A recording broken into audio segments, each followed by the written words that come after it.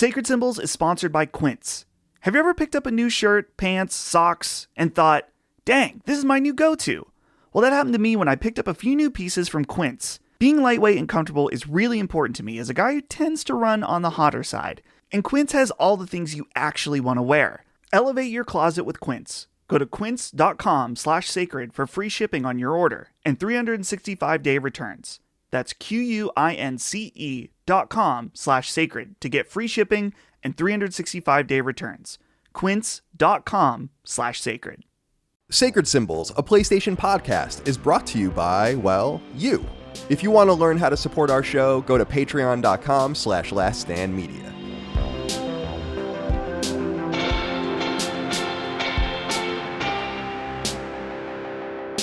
Greetings and salutations. Welcome back to Sacred Symbols, a PlayStation podcast. This is episode number 357. Only 43 more until episode 400. My name is Colin Moriarty. I'm joined as always by my son, Chris Reagan. Chris, good to see you today, my friend. How are you? I'm good. You know, this is a very mundane kind of couple days. Yeah. I'm afraid I have no weird little happenstances to report. Right.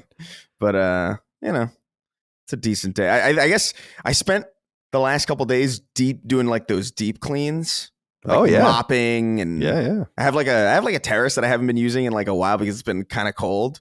And I haven't really even looked out there in a while. And I was just like, oh boy, there's like a bunch of fucking leaves and shit that I just have been neglecting. So that's been a process, especially with like allergy, like cleaning outside, like cleaning an outside area with allergies is like, I would have to imagine it's not unlike going to Chernobyl or something. Right. Very similar. Very similar. Damn. I noticed this. I was in Massachusetts this past weekend for a funeral.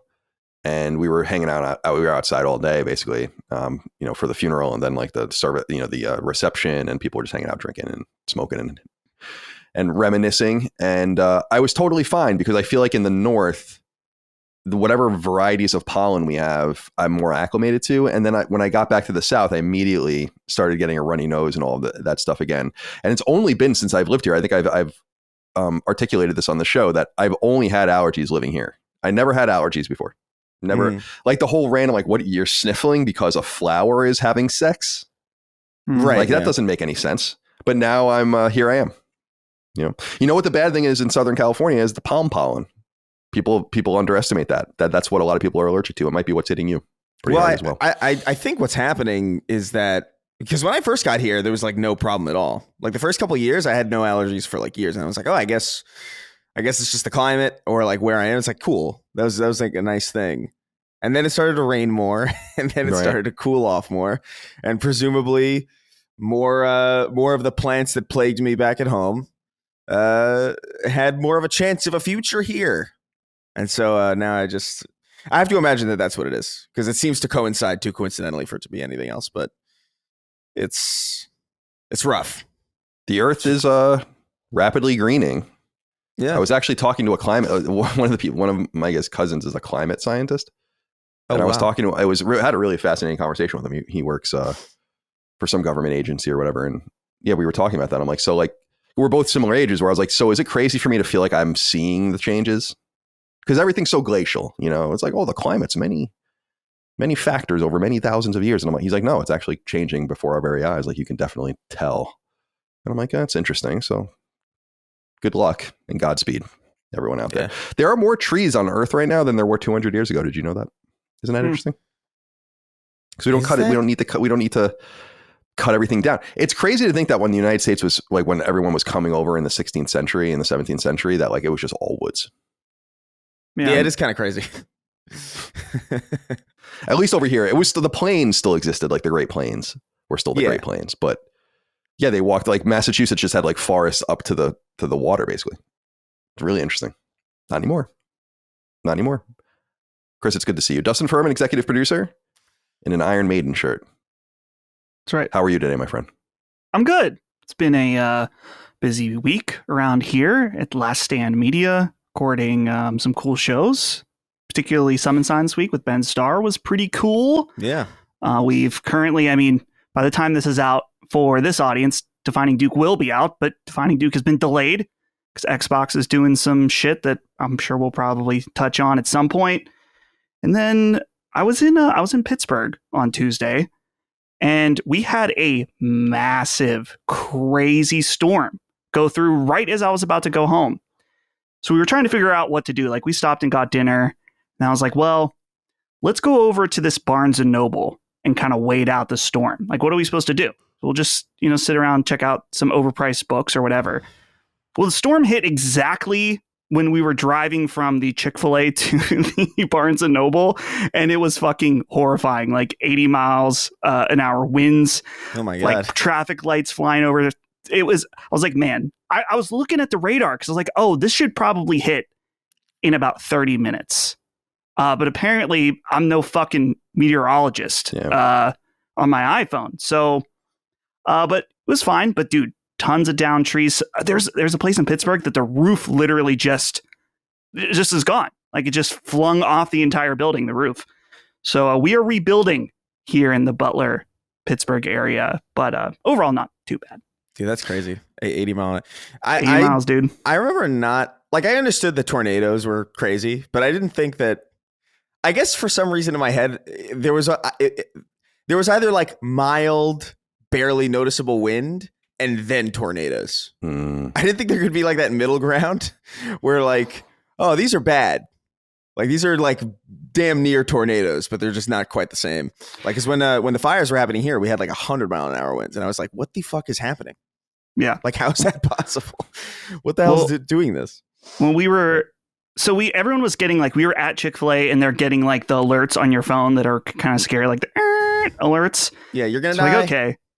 So as we're driving over, and of course, when we're in the car at the worst possible moment, it does one of those alerts and they're like, oh, tornado warning. So apparently there was a tornado somewhere in, the area. As opposed to a watch. Right. Correct. Right. So there was a tornado. I'm like, well, guess we got to wait this bitch out at the Barnes and Noble. And indeed we did. And by the time we got in the Barnes and Noble, it was like it was still raining and it was windy, but the worst was over by the time we were inside. So I'm glad you're well. Glad you're okay. Gusty winds. Santa Ana winds. No, that's what Chris was dealing with. Yeah. Where they call those the Santa Ana winds. Yeah, it's hot as hell here. 85 degrees and climbing. I don't know if you guys can see Rush is back here with me today. Is he on camera? I can't really tell. He's not visible to me. Yeah, you'll see him when I can feel him. You can feel his energy and his presence. He's on the couch behind me. I thought you said Russia. Russia, no, not Russia. No, that's a very big country to sit on a love seat. We've been dealing with some issues with treble this week, which are a little scary. I have two dogs, as people know, Rush and Treble. They're both Boston Terriers. Treble's the younger one and very small. And when we came back on Sunday, she was fine. And then Monday, she woke up and she was like yelping and panting. It's like very scary. And then we brought her to the emergency vet. And then just started this whole cascading thing this week where they think that like there could be a number of things wrong with her. Like, she could have some sort of problem. Basically, Mike is with her this afternoon getting MRIs done. Because there's a possibility that she's too small and her brain is pushing against her skull casing. Then there's this possibility that she has like a fucked up back and neck and the plates are kind of contracting or whatever. Like, all these weird things, this sickly dog. And she's like a bruiser, like she's crazy. So it's hard to make her calm down even when she's in pain. Oh, Micah just texted me. Treble is awake from the anesthesia and is doing well. I will meet with the doctor soon to go over the MRI findings. Very well. So we've been dealing with that, but I wanted to give a shout out because this shit's really expensive. Really expensive. And I wanted to give a shout out, as I did on the Sacred Symbols Plus episode for The Last of Us. Episode 3 of the second season of HBO show. Trupanion, the insurance company, the pet insurance company. Excellent. Really excellent. We got like a pre-approval or whatever. Estimated total high-end cost of what she's doing today, $5,478. Trupanion payout estimate, $4,273. So it's still going to be a little shade over $1,000, but I'm paying like $40 something a month for each of them. Pretty amazing service. Got to give them a shout out because a lot of companies suck. I don't know if you guys have noticed that. But these guys have a good reputation, and I think for good reason. So that's a big release because either we would have done it either way, but geez, that would have been a lot of money to pay for that little munchkin. And I feel so bad for her. She's so small and demure, you know? Anyway, the only reason we don't let Rush up here anymore is because Treble can't, just too small to climb the stairs, and she tries and she'll fall. So we've kind of had to trap Rush downstairs like with her for years. And we bring them up when we go to bed and all that kind of stuff. But he's just hanging out with me like the old days. Remember that back in the day? He used to be here with me. So he's just hanging out. He's sleeping. So yeah, that's what we've been dealing with for the last few days. A little bit scary, you know, a little bit scary when your wife like knocks on your office door and comes in crying. And I'm like, oh my God, who's dead now? You know, but it was the dog. So, which was also very sad. So anyway, that's what's been going on in my world. Welcome to Sacred Symbols, a PlayStation podcast. It's good to be here with you guys today. You can get every show we do and all the shows in our network, Last Stand Media, by going to patreon.com/laststandmedia, 3 days early, ad-free access, video, audio, all the rest over there, RSS feeds, the ability to connect to Spotify, so you don't even need to use Patreon. If you don't want to, you get access to our Discord. You can submit questions, comments, concerns, thoughts, and ideas to the shows, and so on and so forth. You'll also get access to Sacred Symbols Plus, our weekly supplement to Sacred Symbols, where we conduct deep dives, game discussions, reviews, interviews, whatever the case might be. This weekend, the Until Dawn film discussion is happening, right? That's right. It's been recorded with me and Ben, friend of the show, Brandon, and another friend of the show, the master of horror himself, Jimi Champagne. Excellent. We had a great time with that. So look forward to it, please. Cool. Again, Micah and I were going to be on that. We were planning on going to see the movie on Tuesday afternoon, and then all this shit happened with Treble. And we really can't leave her alone because we need to keep her immobile as much as we can. Hard to do. So look forward to that.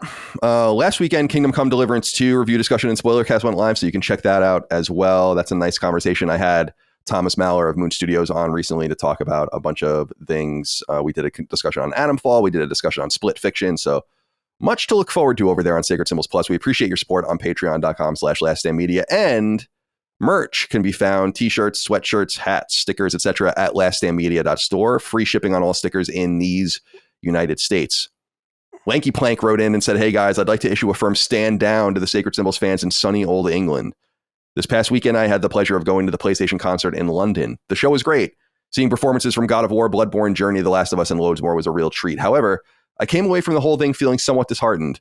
I thought this would be my finest opportunity to run into some fellow LSM fans. I had my stand down hoodie on, of course. I wear it a lot, but I've never had anyone recognize it for what it is, only asking, is that a PlayStation hoodie? I didn't run into anyone. No sacred merch in sight. No stand down heard from across the room to fulfill my hopes and dreams.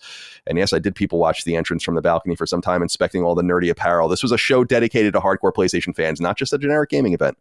Literally the PlayStation concert. Are my expectations set too high? Am I the odd one out in this community for going to the event in the first place? Anyways, no more ground-shaking God of War soundtrack thundering through my veins, just a sinking feeling that I might be the only lunatic here willing and listening to you lot talking nonsense for 4, sometimes 5 hours a week. Appreciate all you do and keep those pups safe. Thank you. I mean, between all of our shows, there are probably hundreds of thousands of people in the UK that listen to us. So you're going to find them somewhere. But yeah, I mean, it's not a huge surprise. It's a little expensive to even get merch shipped to the UK, which I think is part of it. That's why we started giving our logos away for people to just print them themselves, although we don't do that anymore. But that was kind of the reason, because people were complaining about that. So it's too bad. I'm sorry to hear that. It could be kind of like a Truman Show situation where all of this is fake, including the show. We do this specifically for you.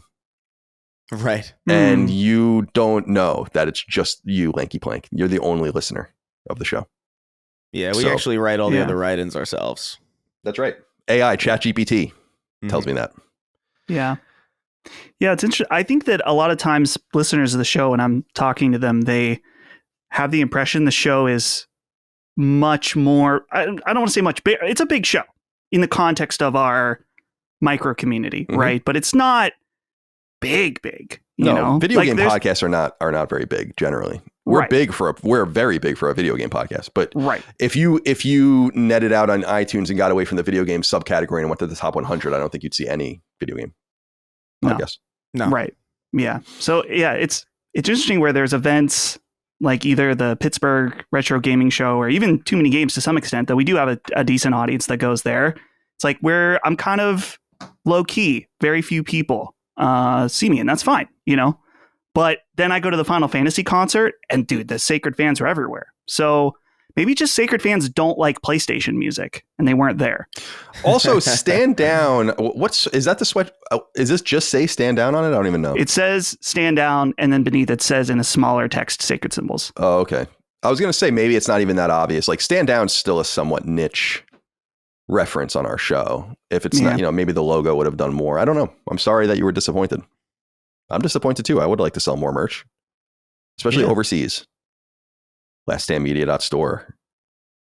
Jason Gardner wrote in and said, "Hello, gentlemen. With the recent passing of Pope Francis, isn't now the time to immortalize him with a new Pope sticker? Thank you and be well." I don't hate this idea, but what if we just waited for the next Pope? Yeah.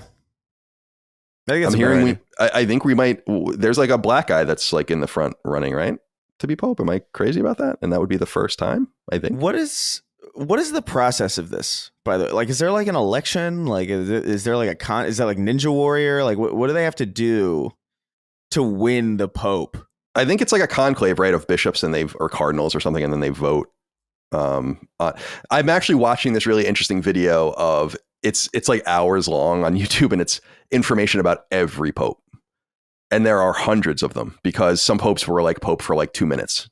And I'm somewhere in like the 12 or 1300s right now. And there was one Pope that got selected and didn't want to be Pope. So he made the rule that you can resign as Pope, and then he resigned. Because apparently anyone can be chosen technically. There have been popes that have not been priests and all of the rest. So all I know is that they're going to send that smoke up the chimney. Right. And then we're all going to have an answer. Catholicism is, and I say this as someone who grew up Catholic, a little strange. Well, sure. But it's interesting. It's fun. It's fun. You got the relics. You got all these things. You got the saints. You got the gilded capital city of Vatican. And so on and so forth. Yeah, I like when a conversation like this goes into "you got the" and then becomes a list. Yeah, because it's like it's immediately like I don't know what we're talking about. Yeah, I don't either. You got this, that, and the other thing. Anyway, thank you for being here, everyone. Subscribe on free feed. Subscribe on Patreon. Do whatever you want. I don't care. Let's get into topics of discussion. I'm like, whatever. It doesn't matter. Do what you want. Oh, you know what I got to do yesterday though? I got a chance to go to the nursery for plants. And bought a bunch of annuals, planted a bunch of flowers around the yard yesterday. Everything's looking really nice. Everything's blooming. The trees look great. The bushes look great. The lawn, I already got 6 mows in. Six mows. Holy shit. Yeah. So you got a bunch of flowers blooming over there now? Yeah, I got a bunch of like zinnias and some Gerber daisies and just a bunch of stuff. Just planted them all over the place. And yeah, love flowers. Love this time of year. Everything's blooming. It looks great out there right now. It sounds like hell to me, actually. Yeah. Because no, pollen. Yeah, exactly. It would kill me. Right. You're not interested in growing any food, are you? I tried to grow vegetables last year and 2 years ago with mixed results, and it's just so much effort. You know, like the amount of carrots I grew, I could have just literally bought a 99-cent bag of carrots. It's like, really, what is the point of doing this other than the insistence that I'm going to grow my own carrots or my own whatever? I think I had tomatoes going at some point that like died, and then it's just too fucking hot for this stuff too. But it's a lot of work for such a little. Like I tried to grow onions, but it's like you have to really plant them and like have a huge space to get anything worthwhile. So I know it's a hobby, but I'd rather just deal with the flowers, and I'll go to Publix and buy the vegetables. But then, dudes, sometimes things just go like out. I remember out here in my the apartment I lived in before this one. Over our we had like a really long, like a pretty big balcony, and over it there was like a lemon tree just outside that like kind of like lurched over like into like the corner space, and I would just pick lemons off of that and like make shit with it, and they were really good. Like they were like really beefy, like unreasonably large lemons too. Like you couldn't sell them because like people would look at them and they'd be like, "What the fuck? It's not a lemon." but they were damn good.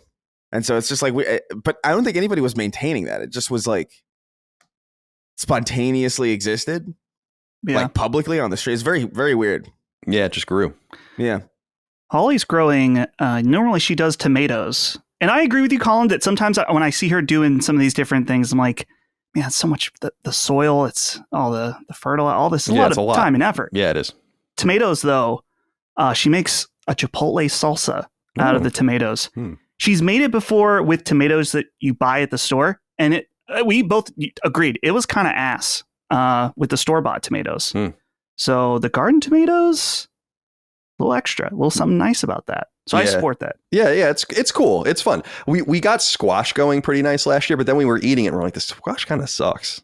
Like and then one funny thing was when my pool was being built, the workers out there were eating various things, and I guess one of them was eating a watermelon. And then the next year, an entire watermelon thing grew, including spawning a few watermelons. My Aunt Joni came over, one of my mom's sisters, to say hello, and she's like, "Can I take that watermelon?" Oh yeah, go take it. And she just pulled her out of the, cut it off the little vine and grown on the ground. So I was like, and it was just growing. Like I didn't take care of it at all. It was hysterical. And then meanwhile, I'm like cultivating all of this stuff, and it's barely taking. And there's this fucking watermelon just growing perfectly next to the pool. I'm like, all right. Well, watermelon. Well, weren't watermelons like famous for like being like really like to the point where like there was like an old wives' tale about how like it would grow in your stomach or some shit. I remember that when I was a kid. That like if you ate watermelon seeds, the watermelon would grow in your stomach and then you'd die. It's preposterous. It's just insane. It's totally preposterous. I know. It's a great thing to gaslight a child into believing, though. Absolutely. My dad used to convince. I remember my dad convinced my nieces and nephews that there was a hot dog farm. Oh. And they had to slaughter the hot dog, but like they were just like weren't running around. You could pet a hot dog, and they totally believed it. I like the vision better of them growing like asparagus or something. Yeah. And you have to go and like cut them off grow the on root. Trees and you cut them off the vine. What an upsetting tree. I know that's something else. Why does this tree have meat? So anyway, yeah, that's a nice little touch, right? Getting that kind of going. Sure. It's getting hot though. The pool, we're gonna have to open the pool soon. I'm gonna give it another month though, because it vacillates too much still. Yeah. Right. I don't want to be in the pool in the 70s. Who wants to do that? No. Yeah. Gross. 80s or nothing. Yeah, at least. And it's gonna get so hot. It's gonna get hotter and hotter here. I know it. Like I just know it. So over the years, it was 100. Remember, it was like, I don't know. Why would you guys remember this? It was like 100 degrees for like literally 10 days in a row last year. I was like, dude, what the fuck? We're not that far south. Yeah. But here we are. All right. I was going to say something else. It couldn't have been that important though, because I don't remember what it was. All right. Dustin, thank you for doing the ad this week, by the way. You're welcome. The audience has heard part of it probably with the pre-roll. Oh, good. That's nice. All right. Let's get into some topics of discussion here from the audience. Then we'll get into the games news of the week. We'll get into what we're playing. We'll finish things off. I'll finish you off with 6 questions, comments, concerns, thoughts, and ideas from the audience over on patreon.com/laststandmedia. We'll start with Dustin Goncharoff, who said, "Hi, guys. I am a listener that wrote in on Sacred Symbols episode 233 with the story about my girlfriend at the time, Lisa, overhearing a distraught woman in the bathroom at the Richmond show. I originally wrote in with the story in relation to the then upcoming Houston show and then the joking suggestion on a previous episode about someone proposing at a live show. I have shared the updates from the past couple of episodes with Liza, and she got a good chuckle from the lasting piece of lore that her report manifested. Just like Chris and Nicole, we are now happily married. Perhaps going to a Last Stand live show is a useful stress test for relationships. Shout out to all the significant others subjected to the ramblings of the Sacred Boys." So we have a little bit more texture now to the show, which is good because the girlfriend, Lisa, of Dustin, not you, Dustin, the other Dustin. Right. He's the one that reported on Nicole's crying. This got Chris's attention, not this Chris, the other Chris. Oh, man. I didn't even realize that aspect of it. That is weird, isn't it? Dustin and Chris, yeah. Dustin and Chris are directly involved. Jesus Christ. That's weird. Yeah, why did I even think of that when I was writing this? That's crazy. That's fucking crazy. I don't like that. Yeah. Never mind. I don't want to talk about this anymore. Jimmy Smith wrote in and said, "Hi, Colin, Chris, and Dustin. Been with you since the beginning. I never have anything interesting to ask and still don't. Could you give me the biggest erection and give me a shout out on the show? Cheers. Enjoy. What? Don't poke anyone's eye out." Biggest erection. Is that what you wrote in the notes? No, I thought about it. I was like, I don't know if that's good for the YouTube description.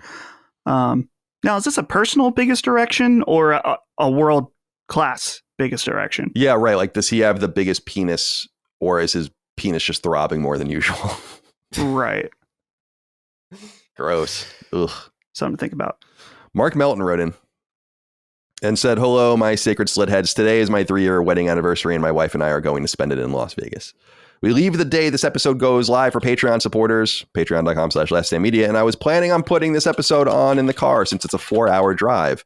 I would like to tell my wife, Natasha, that I love her very much and how sorry I am putting her through this torture between Colin's Winnie the Pooh sleep habit, Dustin's anime jars, or Chris's Trump impressions. I hope that you guys will have a rated G podcast and act accordingly for the sanity of my marriage. Thanks for everything. You guys are the best."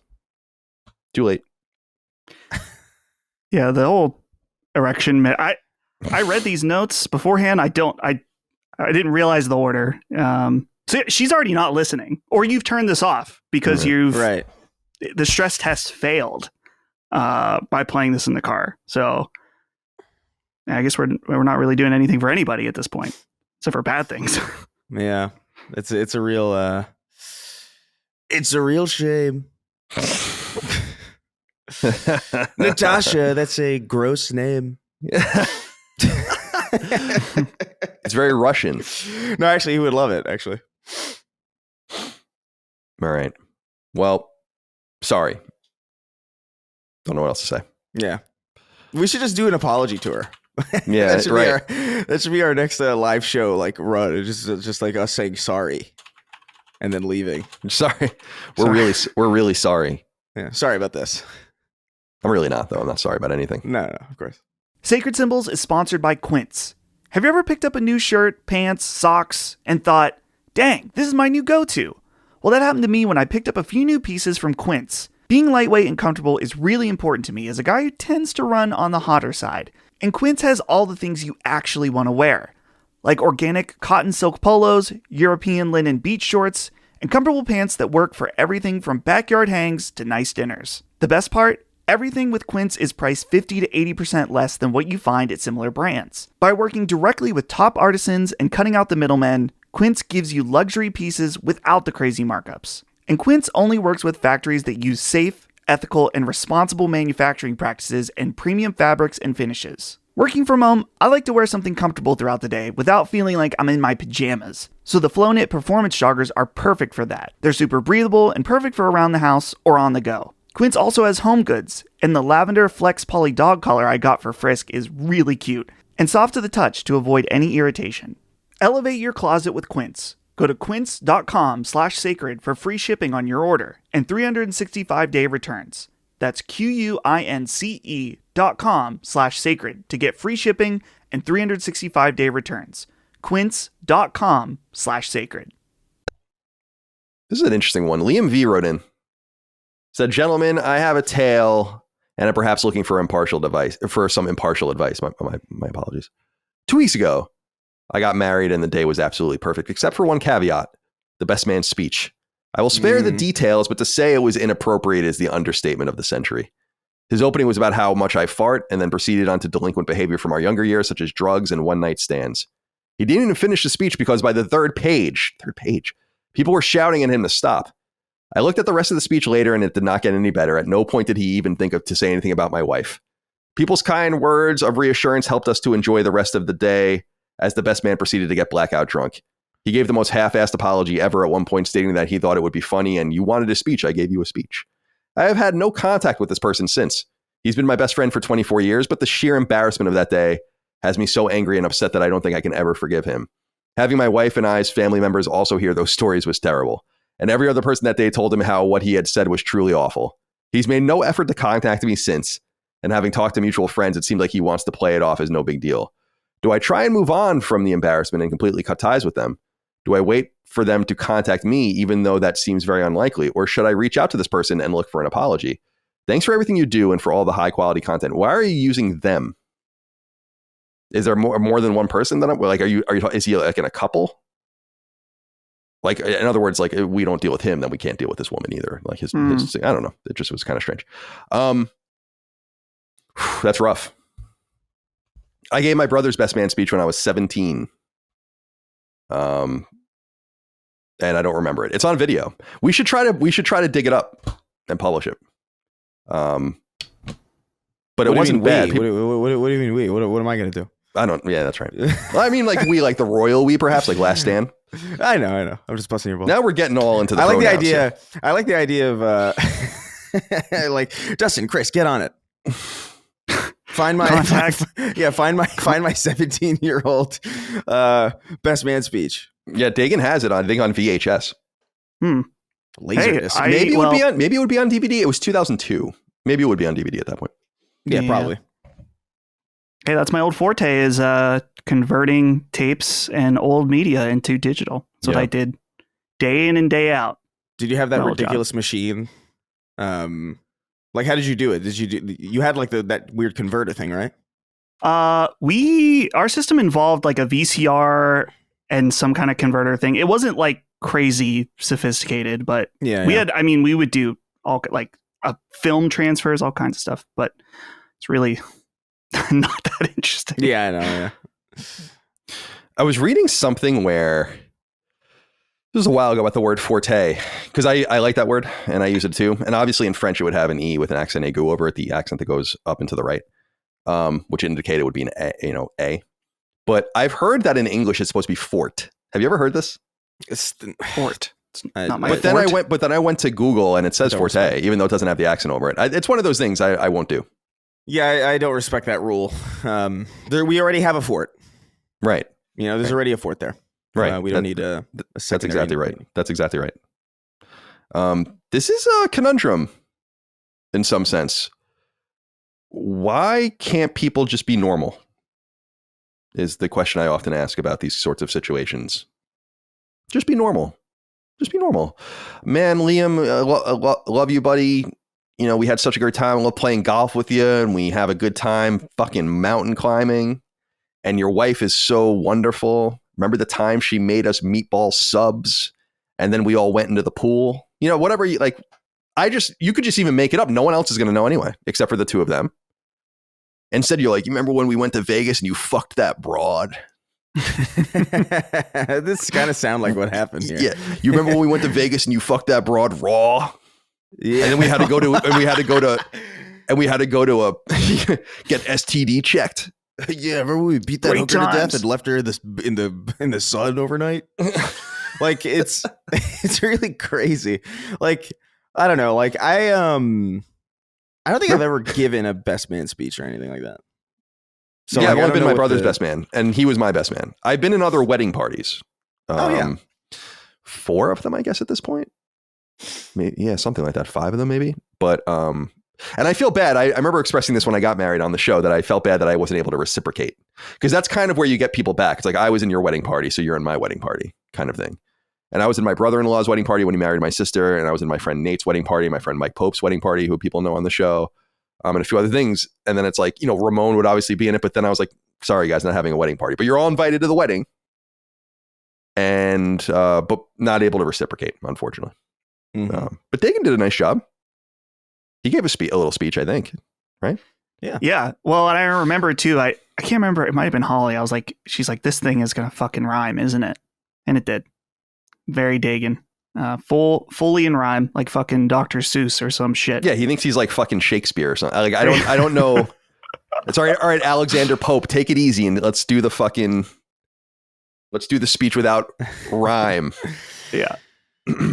Yeah, I feel like I just feel like it's pretty easy to not overstep. I mean, you're at a place with like family and friends. Like, you have to read the room. Read the room, right? Like, because I think because in one of the weddings, because I went to 2 weddings in the last like month and a half or whatever, and the second one that I went to was really interesting. It was like a kind of like a low key, very casual. It was great. I loved it. I think if I ever get married, I would do it exactly like this.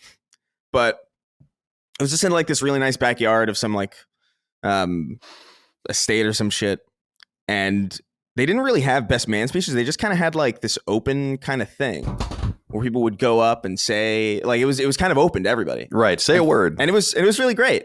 It was like really nice. Like, nobody was forced to come on. And people I know for a fact went up there with no speeches. and nailed it. You know what I mean? It's not difficult, I think, to read the room. So there's something wrong with this guy, clearly. When I did my brother's speech, I didn't write anything. I just went up and did it. Right. Yeah. Shows my own. I remember my uncle Mike, who comes up on the show all the time, was like busting my balls beforehand. He'd be like, "You're gonna fuck it up. You know, you should have wrote something. You know, why didn't you write anything?" I'm like, "It's all right, Uncle Mike. I'm a little drunk. Yes, I'm 17, but I'm a little drunk. But I'm gonna be okay. You know, and it was great. Yeah. Yeah. One of the things I remember, I've told you this guys before, I was about to go to college. I turned 18 that October, is that there was she was like 20, 21, 22 or something. She was like dating one of my brother's friends and she totally was into me. And it's still a thing that people like bring up to this day. Remember that girl? And to you, she was a dating. So I'm like, that was like 23 years ago. Why do you still remember this? Yeah, she might be dead now. Yeah. I don't know. I don't know what happened. I have no idea. I've heard quite a few best man speeches. I bring it up my old job again from filming so many weddings.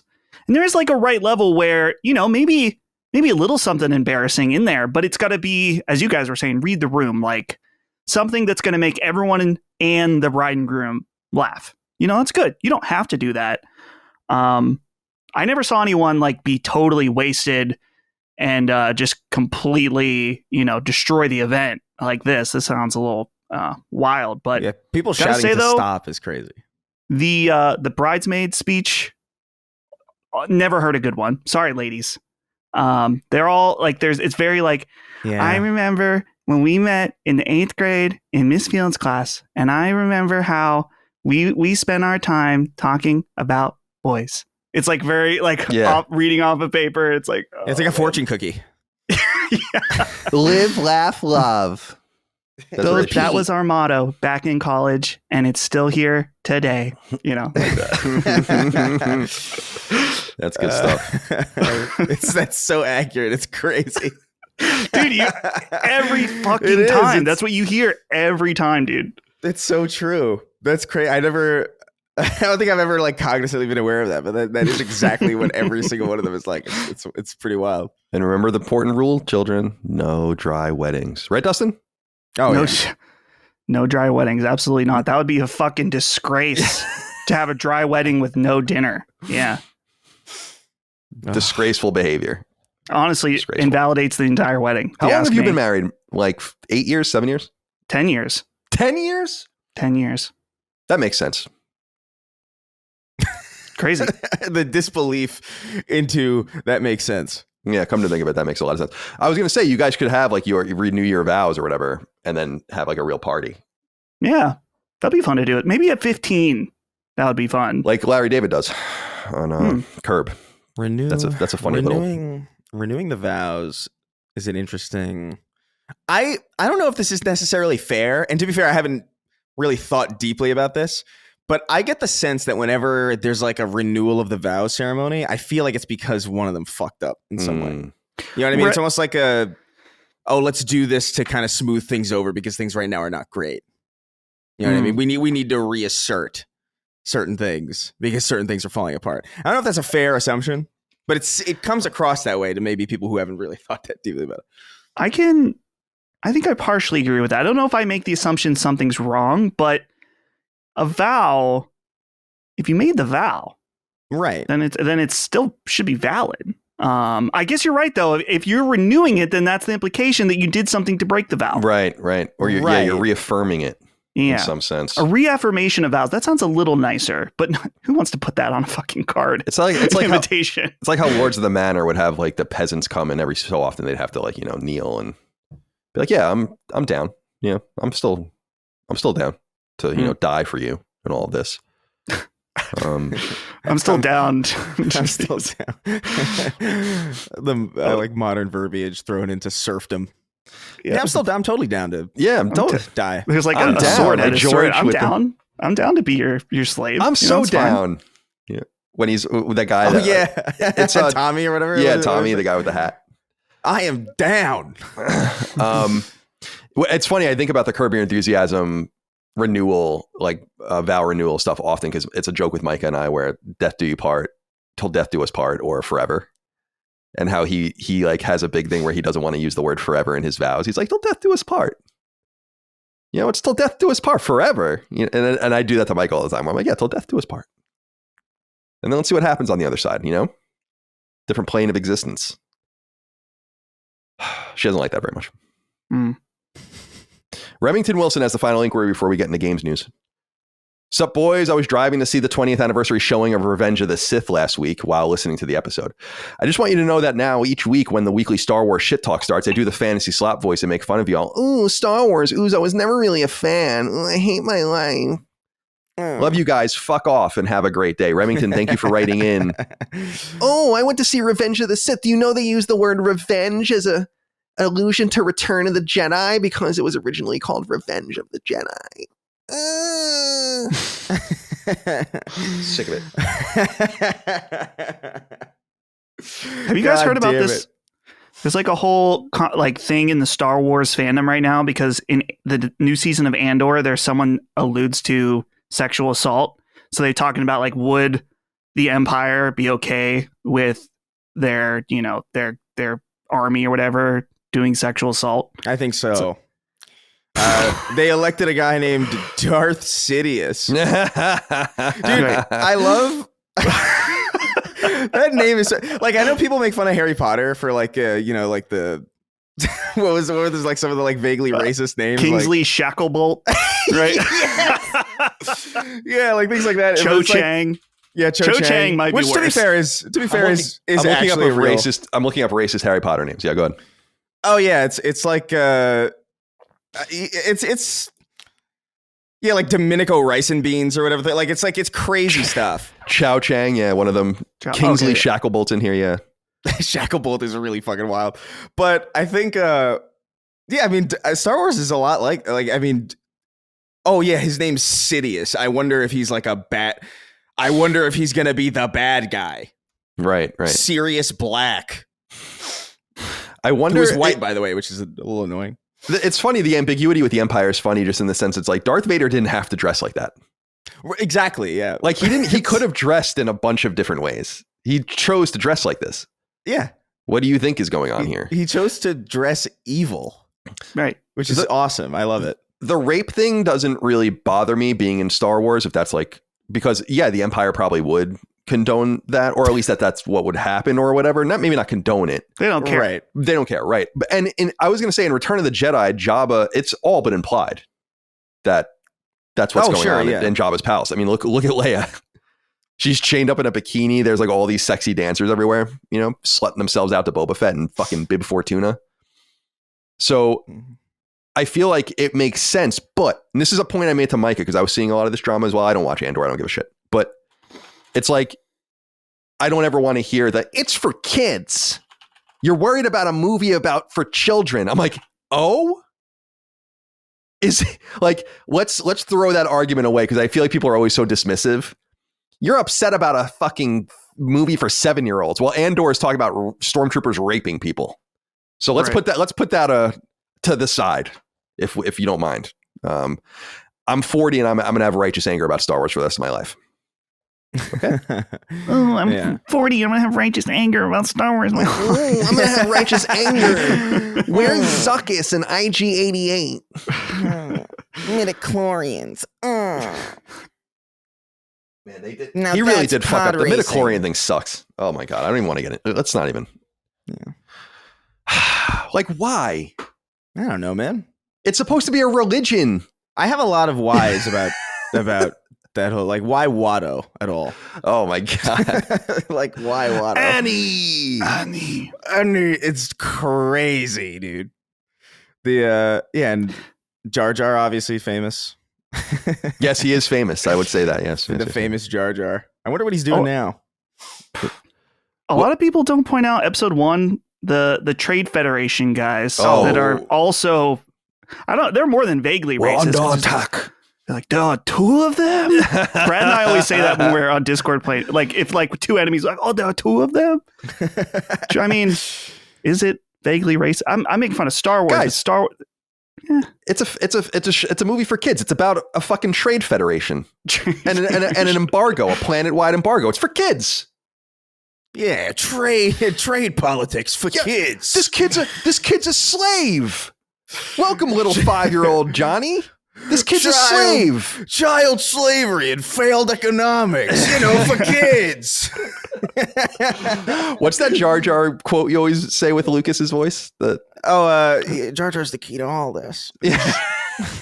If we can get Jar Jar working. If we can get the inner workings of the politics of the embargo working, that'll be the key to all this. If we can make sure that inflation doesn't strike the empire at the right time, we could, everything will fall into place.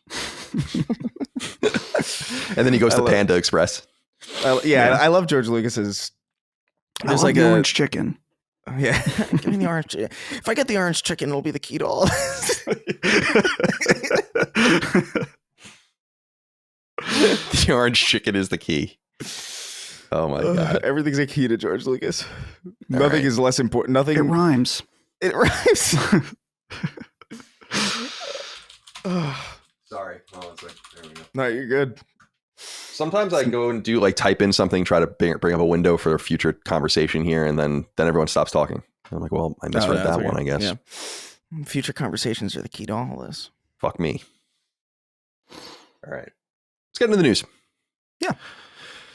Here's a big one. This just broke today from when we were recording. By the way, happy May to everyone. It's May 1st. I can't believe it. It's already May 1st. Yeah. The year's just flying. We're already a third of the way through. So Xbox is now officially the biggest publisher on PlayStation, according to them, by certain metrics. And I think that's pretty interesting. This is reported by Push Square. So, but a lot of various places have been talking about this. Basically, what's happened is Microsoft has released their financial statements for the quarter, and Microsoft's doing pretty well in terms of, well, they're always doing pretty well as a company, but Xbox is doing pretty well. And it says here on Push Square, quote, Xbox's multi-platform move to PS5 seems to be working out very well for Microsoft.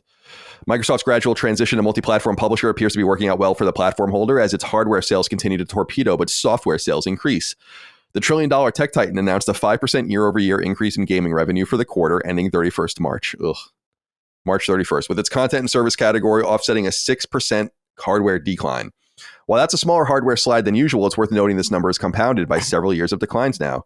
Despite that, first-party software, which includes Bethesda and Activision Blizzard these days, of course, is doing well for the company with its software and subscription sales up 8% year over year.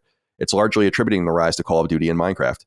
It's worth noting that the PS5 ports of Indiana Jones and the Great Circle and Forza Horizon 5 will be included in the next quarter, as will Doom, The Dark Ages, and Elder Scrolls 4 Oblivion Remastered.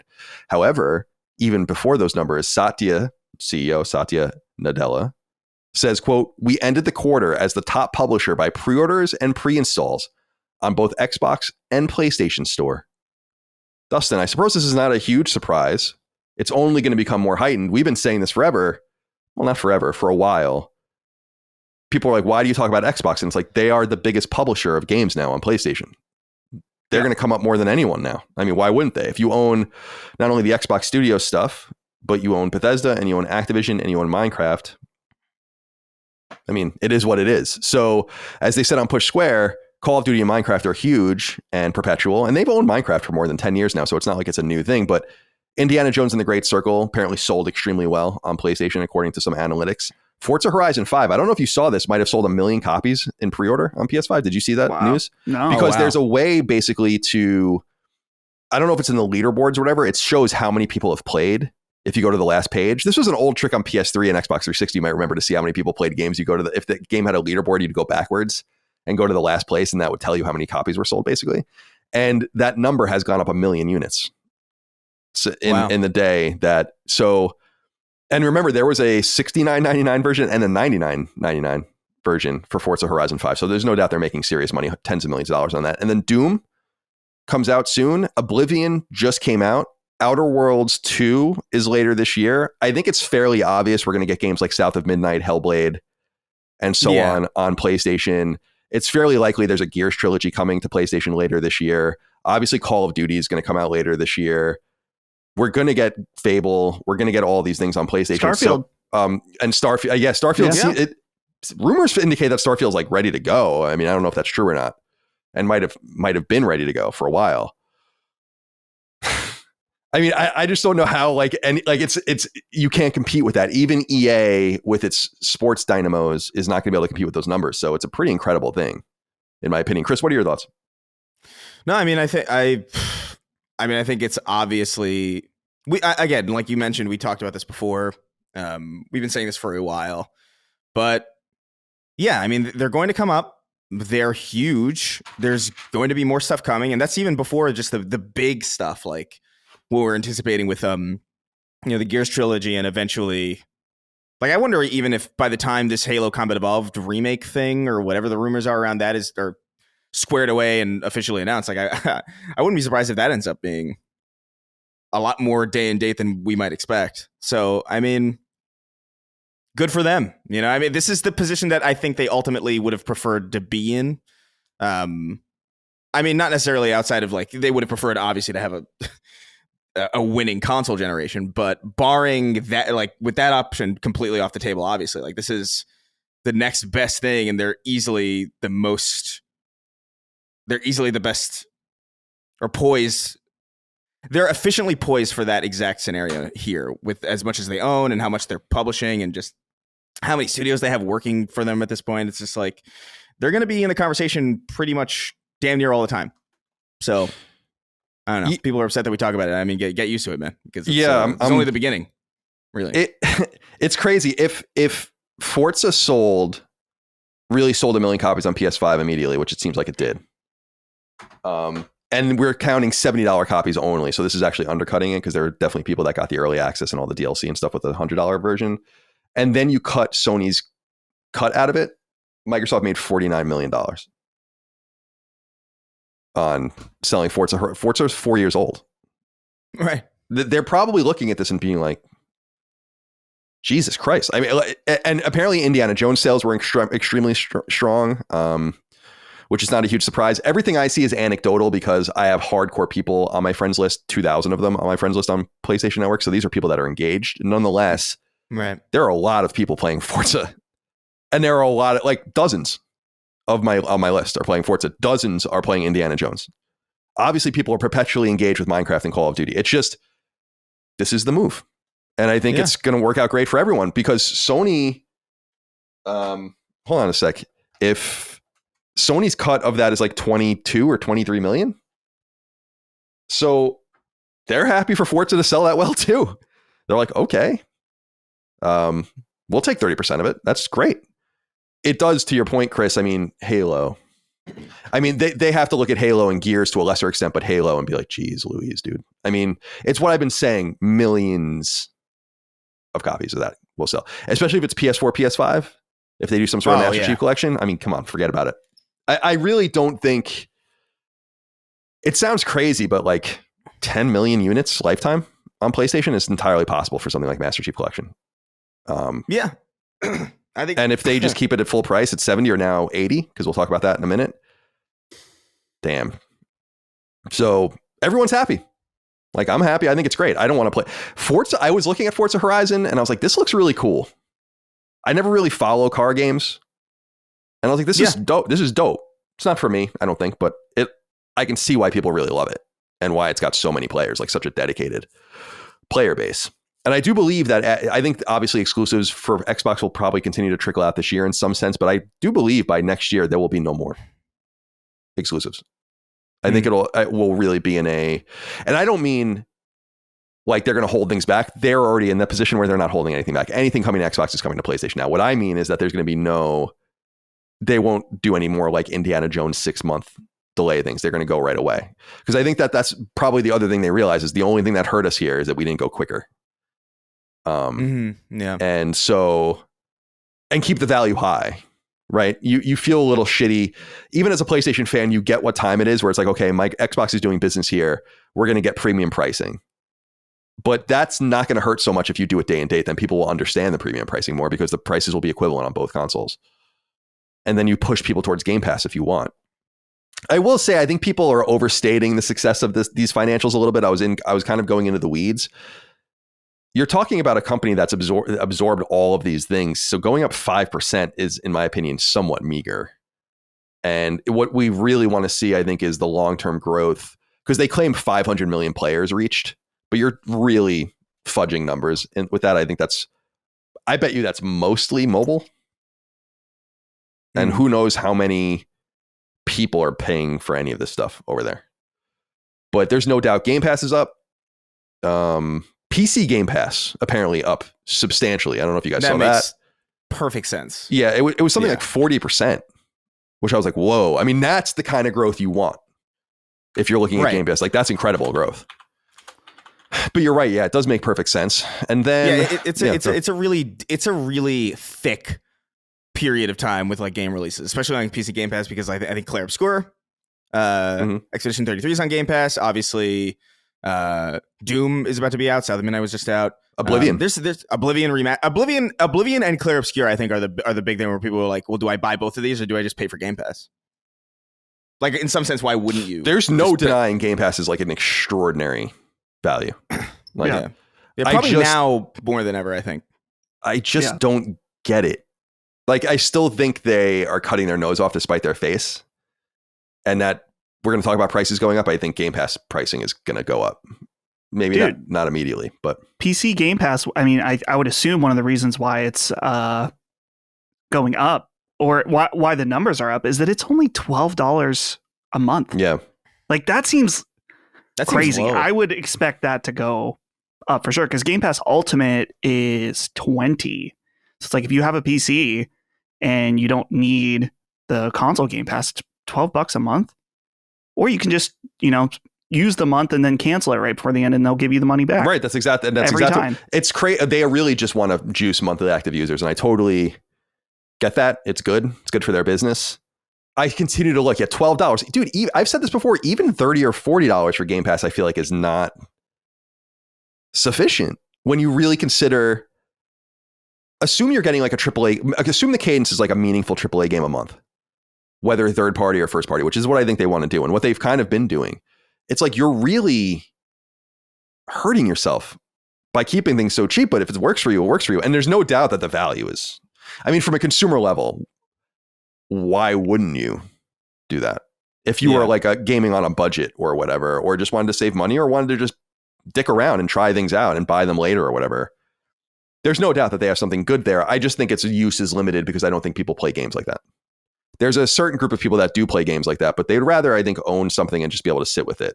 And I think people look at, we said this about Call of Duty. Imagine Game Pass goes up to $30. You're really looking at like 2 months of Game Pass having just would have paid for Call of Duty. And people have to balance that for themselves individually. But I think that the thing is, you're captive to the subscription because you don't have access to any of it without it. So that's what they're trying to do, is to get you in. It's classic capitalism. Get you in low and keep you high. I'm having deja vu right now. I feel like we've had this conversation. Probably. Well, sure. We've definitely talked about Game Pass before. Really? Have we? You know? All right. The other thing, though, that's going on here is price increases. Bloviated Rendering wrote into us on Patreon. Remember, you can write into us on Patreon, patreon.com/laststandmedia at the $2 tier or higher. We put up threads in the newsfeed on Patreon for all of the different shows. Just submit to that. We'll see what happens. Sup, mooks? With every write-in starting with a preposition, how long do you think it will take Sony to announce game and console price hikes in the US following Nintendo's and Microsoft's announcements? Is there a chance Sony holds steady for the rest of the generation, or do you think that's just hopium for the PlayStation masses? It's pretty wild that a 2 terabyte Xbox Series X now costs more than a PS5 Pro. Probably not for long, though. So this was announced today. So Microsoft classic. I mean, this is classic Xbox. Like, they have good financials, and then they ride that high for 12 hours. And then the next day they're like, by the way, economic situation, global tariffs, all the rest, prices going up. And so they've raised the prices, and I won't get in. We're not an Xbox podcast. I'm not going to get too deep into the weeds here about like what's going up, but it's the consoles, the hardware, like the accessories, software is going to go up. Although I don't think they've confirmed it, and it's going to go to 80, but I don't think they've confirmed when or like what game that will start with. So they're now in the Nintendo region in terms of $80 games. This, no doubt, is a reflection, Dustin, of reality, of economic reality. However, if Sony can hold the line, I think they look pretty good. I think it's going to be hard and it's going to be expensive. Sony made a really smart move, as we've talked about it in past weeks, and they've publicly said this, that they kind of saw that what was happening and just started shipping a shit ton of things to the United States. And I feel like that's going to allow them to circumvent tariffs for a while, perhaps even permanently, if a deal is struck in the interim between when they're selling through these consoles. If they can just keep the status quo, they're going to win. I mean, they're already winning, but that's like a big win. And I wonder if that's they're in an interesting, advantageous position right now where they know what the competitors are doing now. They know. And so now they can make a decision and be like, well, why $80 games? We could do it, but don't we look great if we don't do it? We could raise the price of PS5 Pro. Maybe we're going to have to. We don't want to eat shit if the tariffs are going to remain this high, but we have ample supply right now. So we can make a decision later. I feel like this is a bit of a marketing conundrum for them. And there's money to be made because no one's going to look at them and be like, you guys are assholes, because everyone else is doing it. But there's an advantage on the other side of the coin of looking virtuous if you keep the status quo. What do you think? I just don't necessarily see Sony and PlayStation, even in their circumstance, being being virtuous appealing when they can increase the price of particularly the games. I think that at this point, they'll be able to increase the price, and the heat has already been applied, as you were saying, to both Nintendo and Microsoft. So it's like, well, might as well make that extra money. Like, I guess at this point, I think the hardware is a little different because they're more than likely at some point, once that stock in the US diminishes, they will probably need to, if the tariff situation isn't sorted out, they probably will need to increase the price. So as long as they can keep that in that region, I think they would definitely do that. As far as games, though, I think they will do it at this point. I think they'll hold on Ghost of Yotei and Death Stranding because those are kind of their two main games this year. But after that, they could keep it at 70. I just don't know, like, would that goodwill to the consumer actually materialize in more money? No, I don't think so. Right. So it's like they might as well just make more money. Yeah, I think. I don't know. I wonder what they think. I would love to be a fly on the wall about these conversations, just because if there are rumors that PlayStation 6 is going to be 2027, maybe you just try to hold as long as possible and then just do all the price increases at that point, and maybe even go above the current price increases and say, like, we didn't raise prices for a long time and the economic material situation out there is bad. This is such an unusual generation. I mean, it's profoundly weird for people that aren't in the weeds or haven't been gaming for very long or whatever. Like, this has never happened. That consoles become cheaper, way cheaper, to the point where you're selling them for $50 or $100 by the end of the generation. At least in the past, maybe through GameCube, PS2, $200 for a PS3 at some point, $300 for PS4, and then lower than that. Redesign consoles making things cheaper. Instead, the redesigns make things more expensive. It's strange. It's strange that the cheapest PlayStation 5s you could have bought, again, were at launch. That's unheard of. So I would say this, and it's not me trying to push PlayStation on people in any way. This is a PlayStation podcast. We're all fans, I guess. But I know that there are people that listen to this podcast that don't own a PlayStation and or want a new PlayStation and or are looking like, I would buy what you want now. If you are looking for a PS5 Pro and you're like thinking about it, I'd get it. If you're thinking about just a standard PS5 or a disc drive or a controller, I would just buy whatever you want because, within reason, don't put yourself out. But I just think like waiting is going to cost you more. And that's fucking weird. But if you're like, yeah, I'll buy it for Ghost or I'll buy it for, Intergalactic or whatever. I'm like, well, I don't know if you're going to like what the cost is going to be at that point. But you're right about the game pricing. Like, Death Stranding's already pre-ordered. Yeah. You can't raise the price of that now. Ghost of Yotei's pre-orders go live the day this goes live on Patreon. I don't think you can move that either. And then there's probably nothing else in there. Like Lost Soul Aside, we're going to talk about shortly. That I think that's a $60 game, so that's not going to go up. God, I don't know. It's a lot of money. If you sell 1 million copies and charge $10 million or $10 more, it's $10 million. Like, is it really worth it? But is the optical advantage even there? Would people accept it? Nintendo took the bullet. Really? Yeah. Chris, what do you think? I'm kind of in the in the frame of mind that they don't really care about the goodwill, because I don't think goodwill or even bad will to a certain extent really manifests in any real meaningful way. Like it might to some degree, but if, in my opinion, looking at it from their perspective is like, all right, well, everybody's expecting prices to go up anyway. Everybody else is doing it. Even for the units, it's like, okay, so we have a stockpile of units here, but do we want to make the pricing change only when we absolutely have to, or should we just get it over with now and just make more money on the stockpile that we have, with the understanding that it's going to be just generally understood anyway that this is happening? Like, I don't know. I kind of think in some ways you just want to rip the Band-Aid off and just do it, because there's no real advantage to not doing it from their perspective. I think there is like a good, like the most you can say is that like there will be a lot of people who don't play on PlayStation who might look at it and be like, oh, that's cool. Good for them. And then they're still, they're on PC or whatever. And they're still, I don't think it really manifests in anything. I would like it to. That would be nice. That would be the ideal reality. But like, it doesn't seem to be how things actually shake up. I wonder, like, to me, not knowing the books, intimately, like the executives and the decision makers I would say, like, what is the possibility of us holding the status quo at the console prices we sell now, which are undercutting our primary competitor, that will draw college football fans to us for the next college football entry, that will draw Madden and all the other EA Sports people to us, and then Grand Theft Auto. After, dude, having a $400 or $500 console when Grand Theft Auto comes out.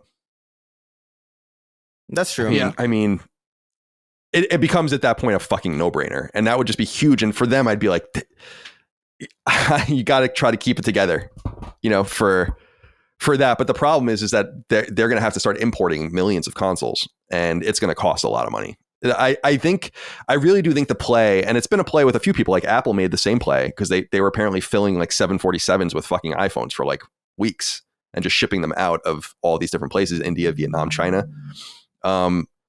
Is my only hope is that they got an adequate number of consoles to the US before that, and then they can reassess and maybe balance the books on the other end, knowing that you're kind of flooding the zone with PlayStation, basically putting Xbox away at that point. The ball's in their court. It's pretty interesting. So, yeah. But it just might not be economically viable. Have you guys been seeing the bills of like DHL and like these different deliveries for like the tariff payments? Like, so now multiply that, like someone's getting, their tchotchkes for Etsy or whatever. Like, imagine what that looks like when a container ship full of PlayStations lands. Yeah. And that's just something you have to prepare for. I'm not saying it's right or wrong. Everyone has different opinions on it. It's just the reality of the situation right now. And they have to, I feel like the deals are going to start being announced in the next few weeks. I just don't think China is going to be one of the countries that we're going to be dealing with. So like, I think like manufacturing in Vietnam will be okay. India. So that's going to be good for Apple and a bunch of other companies, but not if you're still using Foxconn and stuff like that. It's going to be different. All right. I feel like that, like, it's a little weird that nothing has been announced yet either. And there's no doubt that they have the deals. So I don't know why they're not announcing them, unless they want to just do it all at once. They keep saying like countries have come with us with like, here are the terms. Like we have like dozens of countries' terms like written out. It's like, okay, so like, what are they? Like, I don't believe that for a fucking second. But yeah, we'll see. We'll see what happens. We'll see how this fucking disaster shakes up. Yeah, they say things are going to start getting meager now. Like if you're looking for various tchotchkes or, various things. Like I bought, I went to Walmart yesterday and I bought like little plates for your pots that you put on outside. Mm-hmm. So, they don't stain or whatever. And they were made in Portugal. I was like, that's interesting. I don't think I've ever bought anything made in Portugal before. I didn't even know Portugal was a real place. To be honest. All right, guys, bad PlayStation news, although maybe good news because maybe it'll give the game more room to breathe. I don't know. It depends on how you look at it. Lost Soul aside, the long in development China Hero project coming to PlayStation 5 and PC has been delayed. This is crazy at this point because this game was literally revealed 9 years ago. 9 years ago. And in 2016. On the Steam page for Lost Soul aside, Yang Bing or maybe it's Yang Bing, the game director and CEO of Ulta Zero Games, which is the developer behind Lost Soulside. And as I understand, it's basically just him with like a team of freelancers. That's why it's been taking so long. He writes, quote, "Dear fans, we are truly grateful for the positive response we've received from players all over the world since we announced Lost Soulside. We remain committed to delivering a high-quality game experience. To match the standards Ulta Zero Games have set for ourselves, we are going to take some additional time to polish the game. Lost Soulside will now release on August 29th, 2025. The original release date was... Where is it? Sorry, I have it here. Oh, there it is. May 30th. So it was supposed to be later this month, in a few weeks. They're pushing it to August. I'm not entirely sure if they're doing it to get out of the way of something or if they really need more time. I assume it's probably the latter. It was kind of in a perfect pocket because it was a month before Death Stranding, so it wouldn't have been distracted by that. You'd be able to push it for a few weeks. Now it's getting closer into like sports territory where it's going to be competing with a lot of the annualized shit. And as we saw last month with MLB The Show, that was the best-selling game in the United States last month. So those games obviously still perform. Yeah, well, do you think there's really that much overlap with that, though? Do you think Lost Soulside and Madden have... No, I just think I'm more... That's a good point. I'm more, I guess, visually picturing the PlayStation Store starting things up, seeing a splash screen for Lost Soulside, pushing you to that. I see what if you do that when people are starting to buy all this stuff... And by the way, Microsoft is buying a lot of the... I don't know if you guys have noticed this. Microsoft's buying a lot of the sponsored real estate on PSN, which is cool. The ones that actually say sponsored on them. So yeah, I'm just looking more of like what's a pocket where you can really put some energy behind this, because they have been talking about this game for a long time. It does look good. I don't know if it's going to be any good, but it does look good. But it is crazy how long it's been in development. And they are getting to the point, I mean, they are long past the point, I think, of shitting or getting off the pot at this point. Like, just get it out there. But I think that this could be, and maybe will be, the biggest China Hero Project game released by a long shot, in some sense. And they kind of shit out the last one. So this one's getting a lot more attention, which is cool. And that's a good sign, because I thought what was the last one? Why can't I think of it? Exactly. I'm trying to remember. That's kind of the sad thing is I played it, and I can't remember the name of it. Let me see. Oh, Evo Tinction. They shit that out to the point where I was talking to someone, just about other things at Sony, and they're like, "That game's out." I was like, "Yeah, I played it."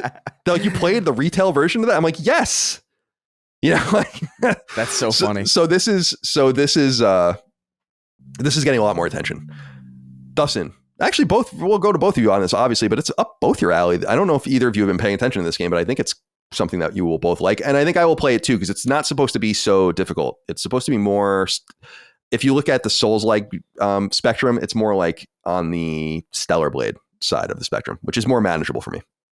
Right. What you said, the original release day was what, May 30th. May 30th. Okay. Well, May 30 is Elden Ring Night Reign's release date. As well. So that would be a thing for me, where it's like, I would just not play that game on launch day, period, on May 30th, because I'm going to be busy with something else. And I could see the overlap of Elden Ring fans and the potential fans of this being huge. So I think it might be some of that, maybe some polish as well. So I'm totally cool with this delay. And yeah, I'm curious, this kind of fits in that pocket of where we're getting, it seems like over the last few years, a lot of newer studios that kind of come out of nowhere and then release an awesome game. Of course, Stellar Blade, I think, was a big one. Not that they're totally new studio, but new to the console space. The devs behind the Pinocchio game. NeoWiz. NeoWiz, yeah. What is it? Lies of P. That's it. Also new, and now of course Clair Obscur, another new team. So I'm curious about these like new studios popping up and releasing like really high quality games right off the bat. So hopefully this one is in line with those other games as well. Chris, are you interested in Lost Soulside? We've talked about it a few times. I think it looks pretty good. Yeah, I think it looks high quality. I think I don't know. It strikes me. Just kind of feels like a lot of things I've seen, not in like a bad way. I feel like they're doing a competent job of it, but it's not screaming my name necessarily. I think I'd definitely like wait to see like how it performs and see what people have to say about it. But there's no doubt this is going to be. I think this is probably going to be a huge one.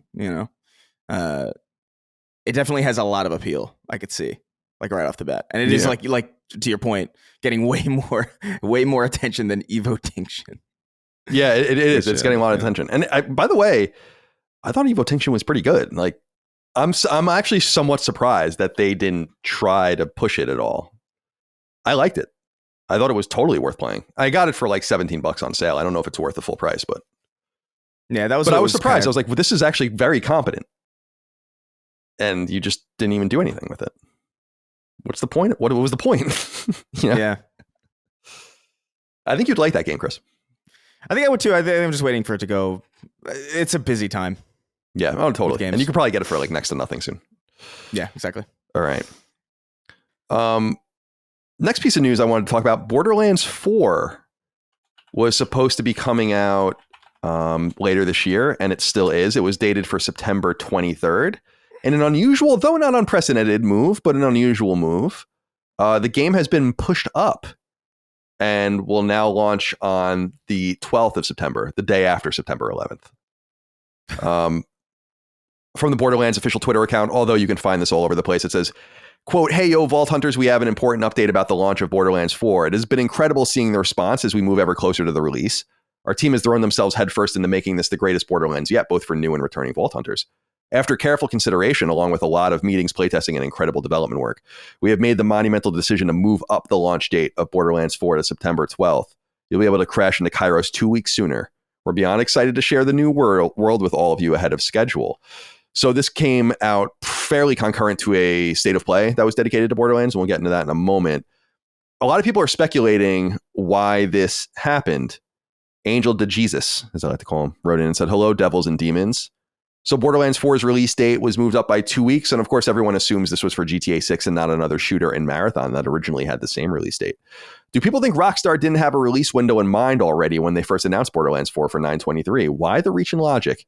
Anyway, thanks for all the content and keep sacrificing those chickens to the black-hearted Lord." So this is interesting because Randy Pitchford, who is the longtime lead and CEO of Gearbox, tweeted out, quote, "Borderlands 4 shipping early is 100% the result of the confidence in the game and development trajectory backed by actual tasks and bug find and fix rates. Our decision is literally 0% about any other product's actual or theoretical launch date." I mean, he's saying it. I don't like to just call people liars. I guess he would know. But, and I don't think, I do think the theory about GTA 6 is weird because wouldn't they, Micah and I were talking about this. She's like, "Oh, it must be for Grand Theft Auto." I'm like, but wouldn't they know? Like, that's the same publisher. Like, they're the only people that would know. So why would they release it, like announce that date then and then move it? So maybe it has to do with GTA. I don't really know. Maybe it has to do with Marathon. I doubt it. Maybe he's just telling the truth. Chris, what do you think about Borderlands moving up? Yeah, I'm kind of in agreement with you. Or like I heard that theory, but then I was like, they would.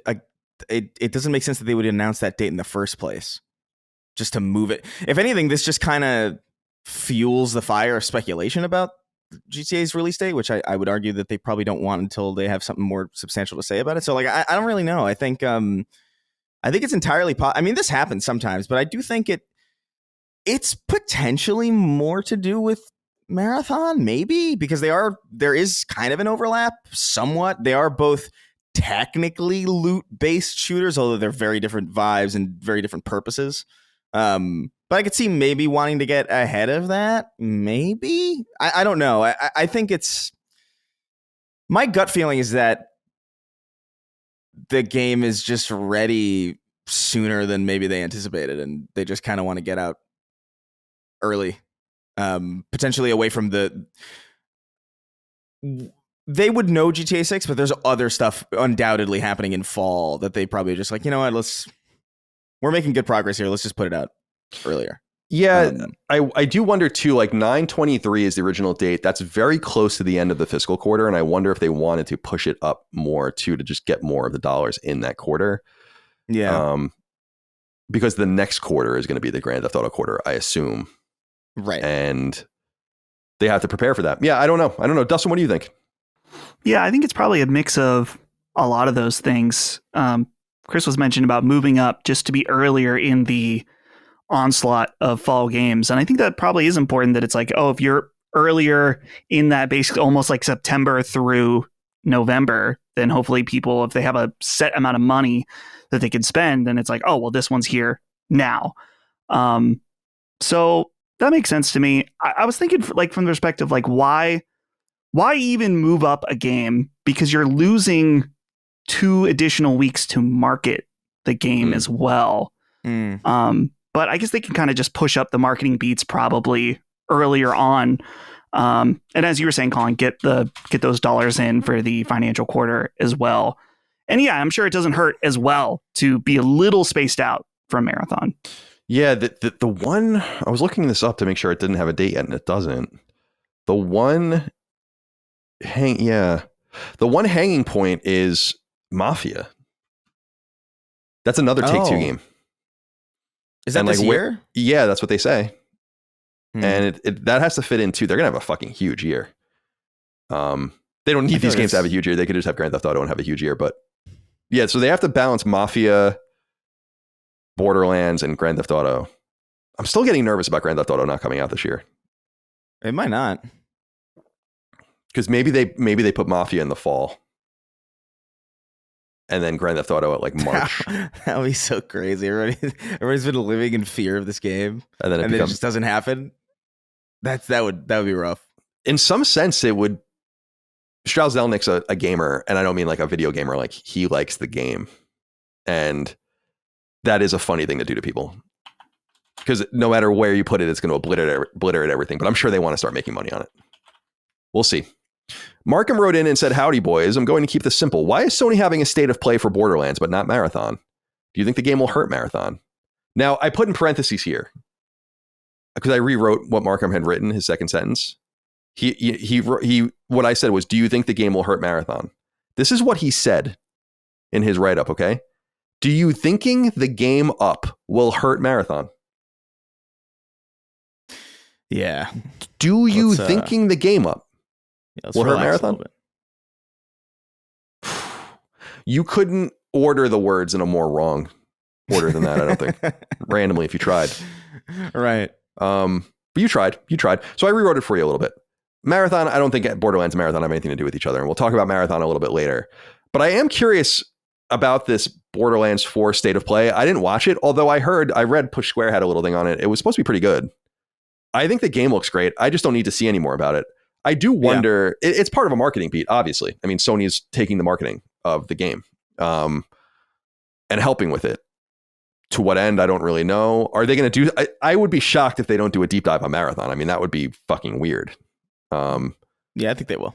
I feel it's like in alpha right now. Right. I do want to address it because it's just, I don't think, like, right now what's happening is an alpha test. It's not really... It's somewhat of a marketing beat, but it's like kind of barely. And so Borderlands, I think, needs that a little bit more this early, especially if they're pushing their release date up. I think it's potentially... again, they have the marketing for it.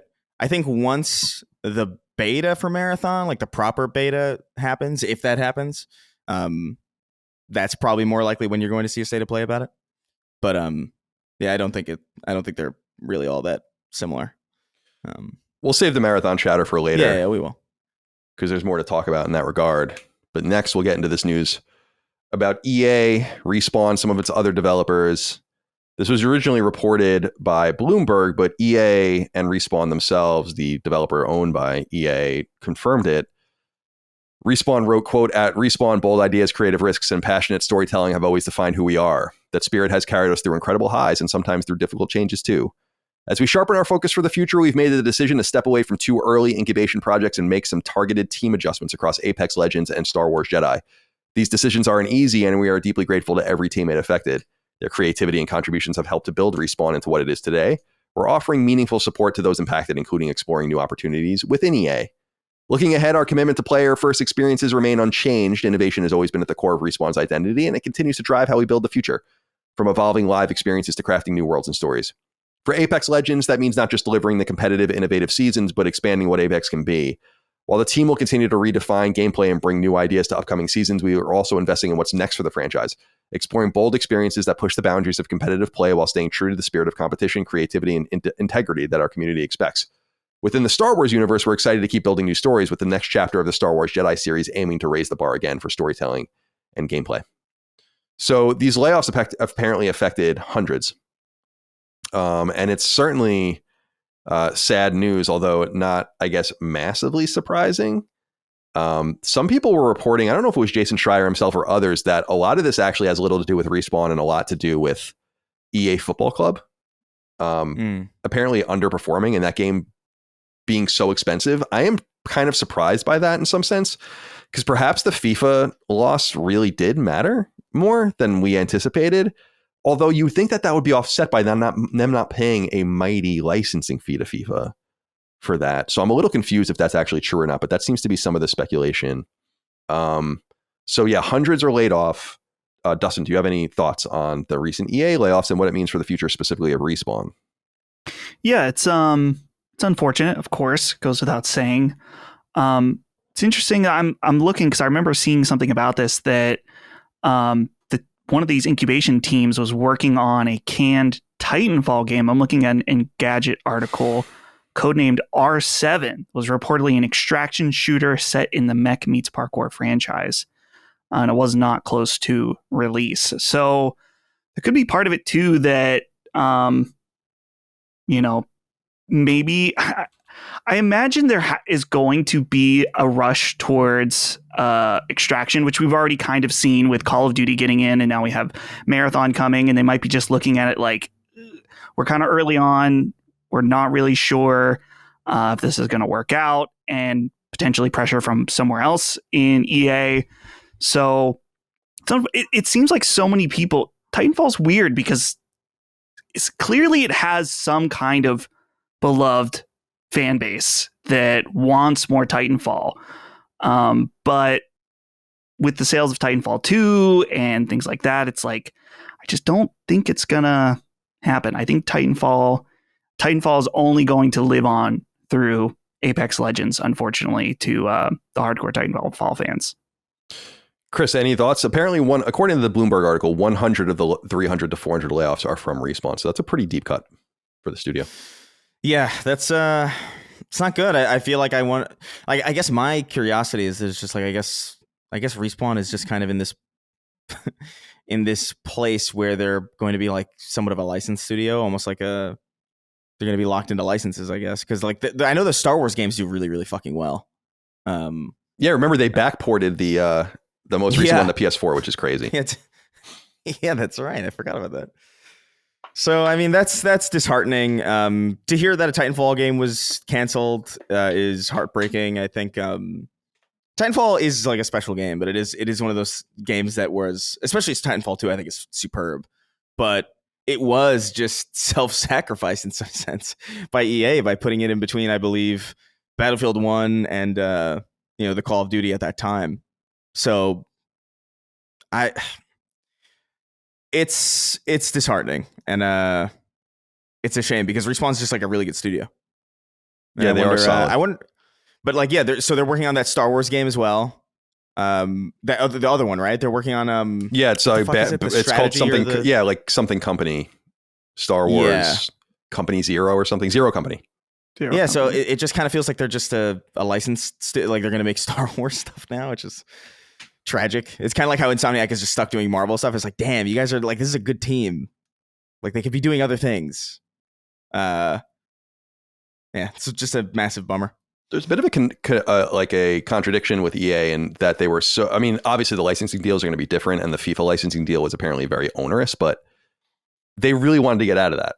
Like they were willing to burn down their most valuable IP basically to get out of it, and they want to keep making Star Wars games.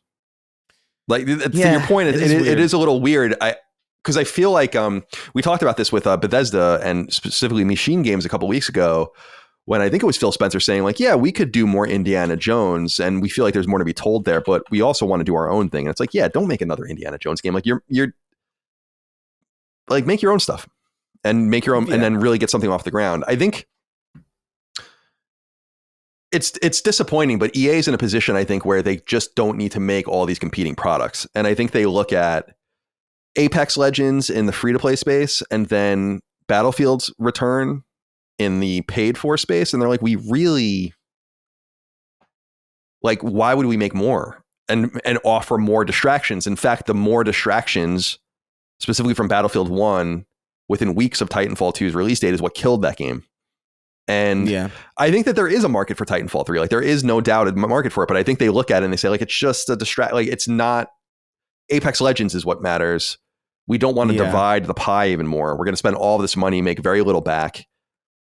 To your point, Dustin, the canceled project, codenamed R7, the extraction shooter in the Titanfall universe, is strange too, because it shows that they're still already they're following trends still. How many times do these companies have to get burned by realizing you can't reinvent the wheel sometimes? Like, you got to pursue what you're good at or new paths. And now everyone's in on this, just like the open world RPG boom and the Soulsborne boom and all these different things. They ultimately inevitably blow up. Some of them haven't yet. Some of them have. Some of them are in the process of blowing up. Like, I think the Souls-like space is kind of teetering. There's so many now. Like, you can't, there are only so many people playing these games. So I think they look at that and they say, like, it's not worth the risk. But it also has been almost 10 years since Titanfall. Again, it's about 8.5 years since Titanfall 2. Yeah. So I don't know. It's a tough thing. But yeah, Respawn is going to be doing Apex and Star Wars Jedi moving forward, it seems like. Now, there's more to discuss here, actually. Let me get my mouse. Where's my cursor? There it is. So let me see here.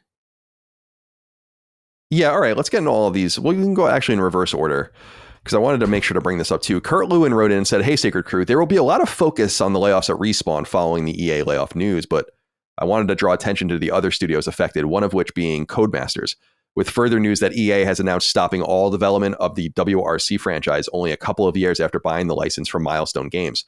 This is sad times for the racing genre, in which success seems to only be found in the hardcore sim space or kart racing, with the rare exception being Forza Horizon.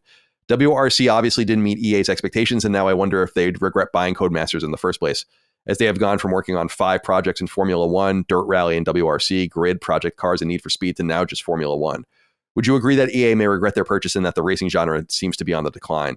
I don't know if the racing genre is on the decline, because I think there's huge games. I bring up iRacing all the time, which is apparently fucking massive. But that's on a PC game. And obviously Gran Turismo kills, Forza kills.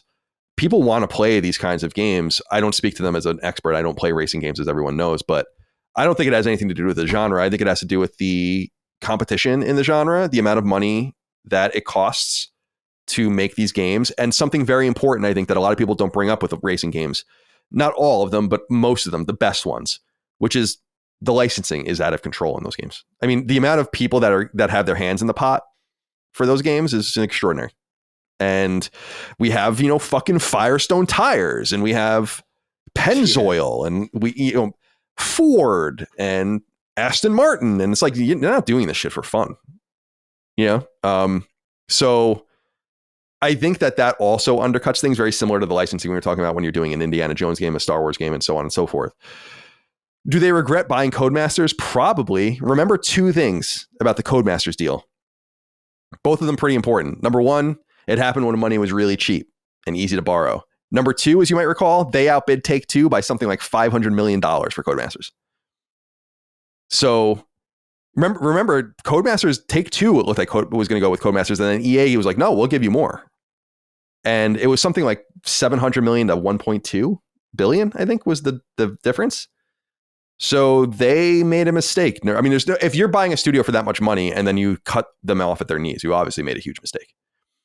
But and I think a lot of the people from that particular Codemasters team ironically come from Evolution, which obviously Sony shut down after Drive Club, but are best known for MotorStorm. So I don't know. Did you guys see this? Neither of you have any affinity for Codemasters. And frankly, I don't either. But I know it's a very important studio in the racing world, and it does seem like they're hobbled at this point. Right. Yeah, I just wonder if kind of the more casual racing fan on console is satiated with, as you mentioned, Forza or Gran Turismo or whatever. And so now the market for these games is on PC, where it's highly customizable with all kinds of different, peripherals and racing wheels and stuff like that. And so I just wonder if this is kind of, in this particular space, something that's dying out outside of those big ones. Yeah. It's too bad. What's happening in that genre is happening everywhere. You're not making $5 or $10 or $20 million games anymore. So to sell a few 100,000 copies or carve your niche out is just going to be too expensive. But yeah, Codemaster seems like they're in bad shape at this point. Captain B wrote in and said, "Good afternoon. Any Titanfall fans in the crew? I started to panic when I heard EA canceled a new Titanfall game, but it turned out to be another spin-off extraction shooter instead of a proper Titanfall 3, so I think that was the right move. The first two games are some of the most refreshing shooters ever made. They actually did something different from every other shooter on the market, so I don't understand why Respawn feel the need to fit Titanfall into boxes like Battle Royales and extraction shooters. Titanfall 2 already had an extraction-like mode that was really fun. It feels like selling out to take your original idea for a game and convert it into a different generic formula. Thoughts?" I agree with this. They're Tom Clancying Titanfall, but they don't realize that like Tom Clancy has like a bunch of subdivisions, pardon the pun, where it's like this is that, this is that, this is that, this is that, and this is that. It's like, no, Titanfall, you kind of already Apex Legend it. Yeah. Right. And then you remove the Titans basically. And then you're kind of using the IP to bring attention to something else. I just wish publishers were bold enough to continue to make new things. And we're seeing that, and we're going to talk about it with Arc Raiders, where it's like, just let your thing be your thing. Or make a grand universe if you want. I mean, that's what they were trying to do with Apex Legends. I want to be fair. But it does feel a little shitty to do that. RIP and peace, Titanfall. Finally, Nigel wrote in and said, "Hey guys, why is there this insistence in the media on casting shade on the executives' earnings every time there are layoffs? To me, this feels tacky, disingenuous, and dare I say lazy. As someone who was affected by the recent EA layoffs," I'm sorry, Nigel, "it would be helpful to have real investigative reporting on why these instances happen and what decisions within the company or industry are likely to blame.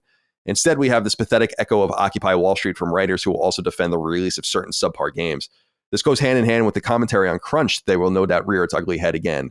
Isn't this the pursuit of truth, the joy of journalism? Surely there is a market for writing that is sincere in its aim." I'm sorry that you got laid off, Nigel. Your name being Nigel, Codemasters being British.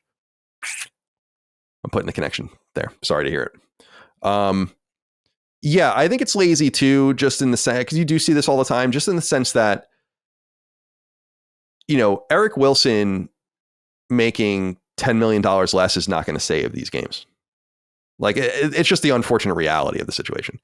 These are trends, costs. And by the way, EA doesn't necessarily want to cut their headcount completely. They want to hire different people. And I feel bad saying that because it's true. It's like the headcounts, you know, when Microsoft lays off 50,000 people and then 3 years later, they're 100,000 people bigger. It's like they want new people. They want to try new things, get new blood in, get rid of some expensive people. Mm-hmm. It's just the way it works. Unfortunately, it sucks. But it's just the way it works. If you don't have the next huge hit, if you're not responsible for something really important at one of these companies, you're just not going to make it, unfortunately. All right. Let's get into some sales data here. We can read all these at the same time, though I listed them separately. So for starters, Resident Evil 4 Remake has now sold 10 million copies since its release in 2023 and is the fastest selling Resident Evil game of all time. So that was pretty cool. Congratulations to Capcom. Yeah. Elden Ring has surpassed 30 million. Now it says 30 million tarnished, but as I understand, Elden Ring has never been free anywhere, right? So these are 30 million copies sold.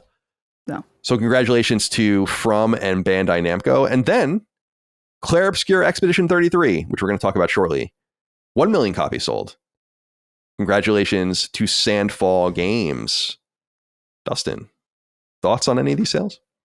Yeah, well, Elden Ring, 30 million, of course, crazy, just because, as we talked about when this game came out, how it blew up and really kind of broke past the Souls genre fans and became a mainstream success. Not that Dark Souls and Bloodborne weren't mainstream, but this went really mainstream. We have people outside of that genre checking it out. Resident Evil 4 Remake, 10 million, cool. And then, of course, Clair Obscur. We'll talk about that in a bit, but passing a million copies sold. Awesome. And congrats to that team because the game is real good. Yeah, and they're on Game Pass. So yeah, that undercuts their sales a little bit, but they also get a nice little bag. So they're doing great. And I am excited to speak of that. Chris, any thoughts here? Any reflections on these big sales numbers? No, I mean, Resident Evil Remake, just Resident Evil 4 is so interesting to me because I do feel like, look, people love Resident Evil. People love Resident Evil 4. I guess I kind of underestimated, even with the amount of like acclaim and just general energy around Resident Evil 4 as a property and as a game in the annals of history. Like, I guess I underestimated its appeal even still, because that's a shockingly high number for Resident Evil 4. Like, I don't know. That to me, that's an amazing number, and they should be very proud of that. It's an awesome game. Yeah, it's great. I just thought it was like, because I guess from my perspective, I look at Resident Evil 4 Remake and I look at Resident Evil 2 Remake, and I'm like, these are both like equivalently good games to me. You know what I mean? Like, they feel like on par with each other. They're different, obviously. Yeah. But why was 3 so different? 3 didn't feel quite up to the same. Maybe 3 is just not, but it's probably because 3 is just not as good as 2 and 4. That's kind of 3 in like as a baseline is just kind of okay. You know, there's not really. Nemesis was kind of cool, I guess. Yeah, it was a good. I don't want to. It was. I thought it was great, but it's not like a bad game at all. Right. It's just entirely fine in comparison to, like, especially sandwiched between 2, in my opinion, just fantastic games. Like 2 and 4 are superb. So I think that hurt it. But 10 million copies, that's fantastic for them. And Elden Ring obviously continuing to. Night Rain is going to be so big, it's insane. Like, I think Night Rain has such a massive ceiling for potential. I don't think we're prepared for it. And Clair, like, yeah, we'll talk more about it, but really great showing for such a small team. Really, such a French team. so French. But yeah, that's all deserving games of the success that they have, I think. Well, let's stick with you, Chris, and go into the PlayStation Plus games then for this month. This will be the next story. PlayStation Plus monthly games have been announced over at the PlayStation blog. Of course, if you're a member of PlayStation Plus at any level, you get these games every month, whether you're at the essential tier, the extra tier, or the premium tier. So this is not the game catalog games, but rather the freebies, in quotes, you get as part of your subscription. These games will be available beginning May 6th and will be there until June 2nd. And of course, you should add them to your download list, even if you don't intend on playing them. So you can grab them later as long as you have an active subscription. The first game here listed is the Ark Survival Ascended. I feel like, yeah, 2023, right? Okay, I was just looking at it. So this came out in 2023, and I think this is kind of like a, this isn't the first Ark game, right? This is like some sort of remake or reimagining of it. Yeah, because I think if I'm remembering correctly, I could be totally wrong here, but I'm remembering it as like Ark Survival Evolved or something. Yeah. Yeah, right. This company, the company that makes this, is a little strange. Studio they Wildcard. they were in hot water. Let's see, I'm seeing this a month ago. They have a new Ark game called Ark Aquatic, and apparently they released a fully AI generated trailer that everyone was like, "What the fuck is this?" Because it was like one of those things where it was shameless. Like they didn't. It looked very. I think they took it down. You can still find it, but it's hilarious. Very, very bad. Isn't Vin Diesel is the executive producer, I think, of Ark as well, right? Yeah, he is involved. Yeah, with like that. I think they brought him on because I've talked about this in the past. Like Vin Diesel is a legitimate nerd. Before he was famous, you can find footage of him doing toy fair demos at like toy expositions, and he was like a super nerd. And then, of course, he was a driving force behind Pitch Black and Chronicles of Riddick, which are fucking awesome sci-fi movies. And then we got the Chronicle of Riddick games. That Chronicle of Riddick game on Xbox, the original Xbox, is sick. Awesome game. And remember the collectibles were cigarette boxes or whatever? Cigarette packs?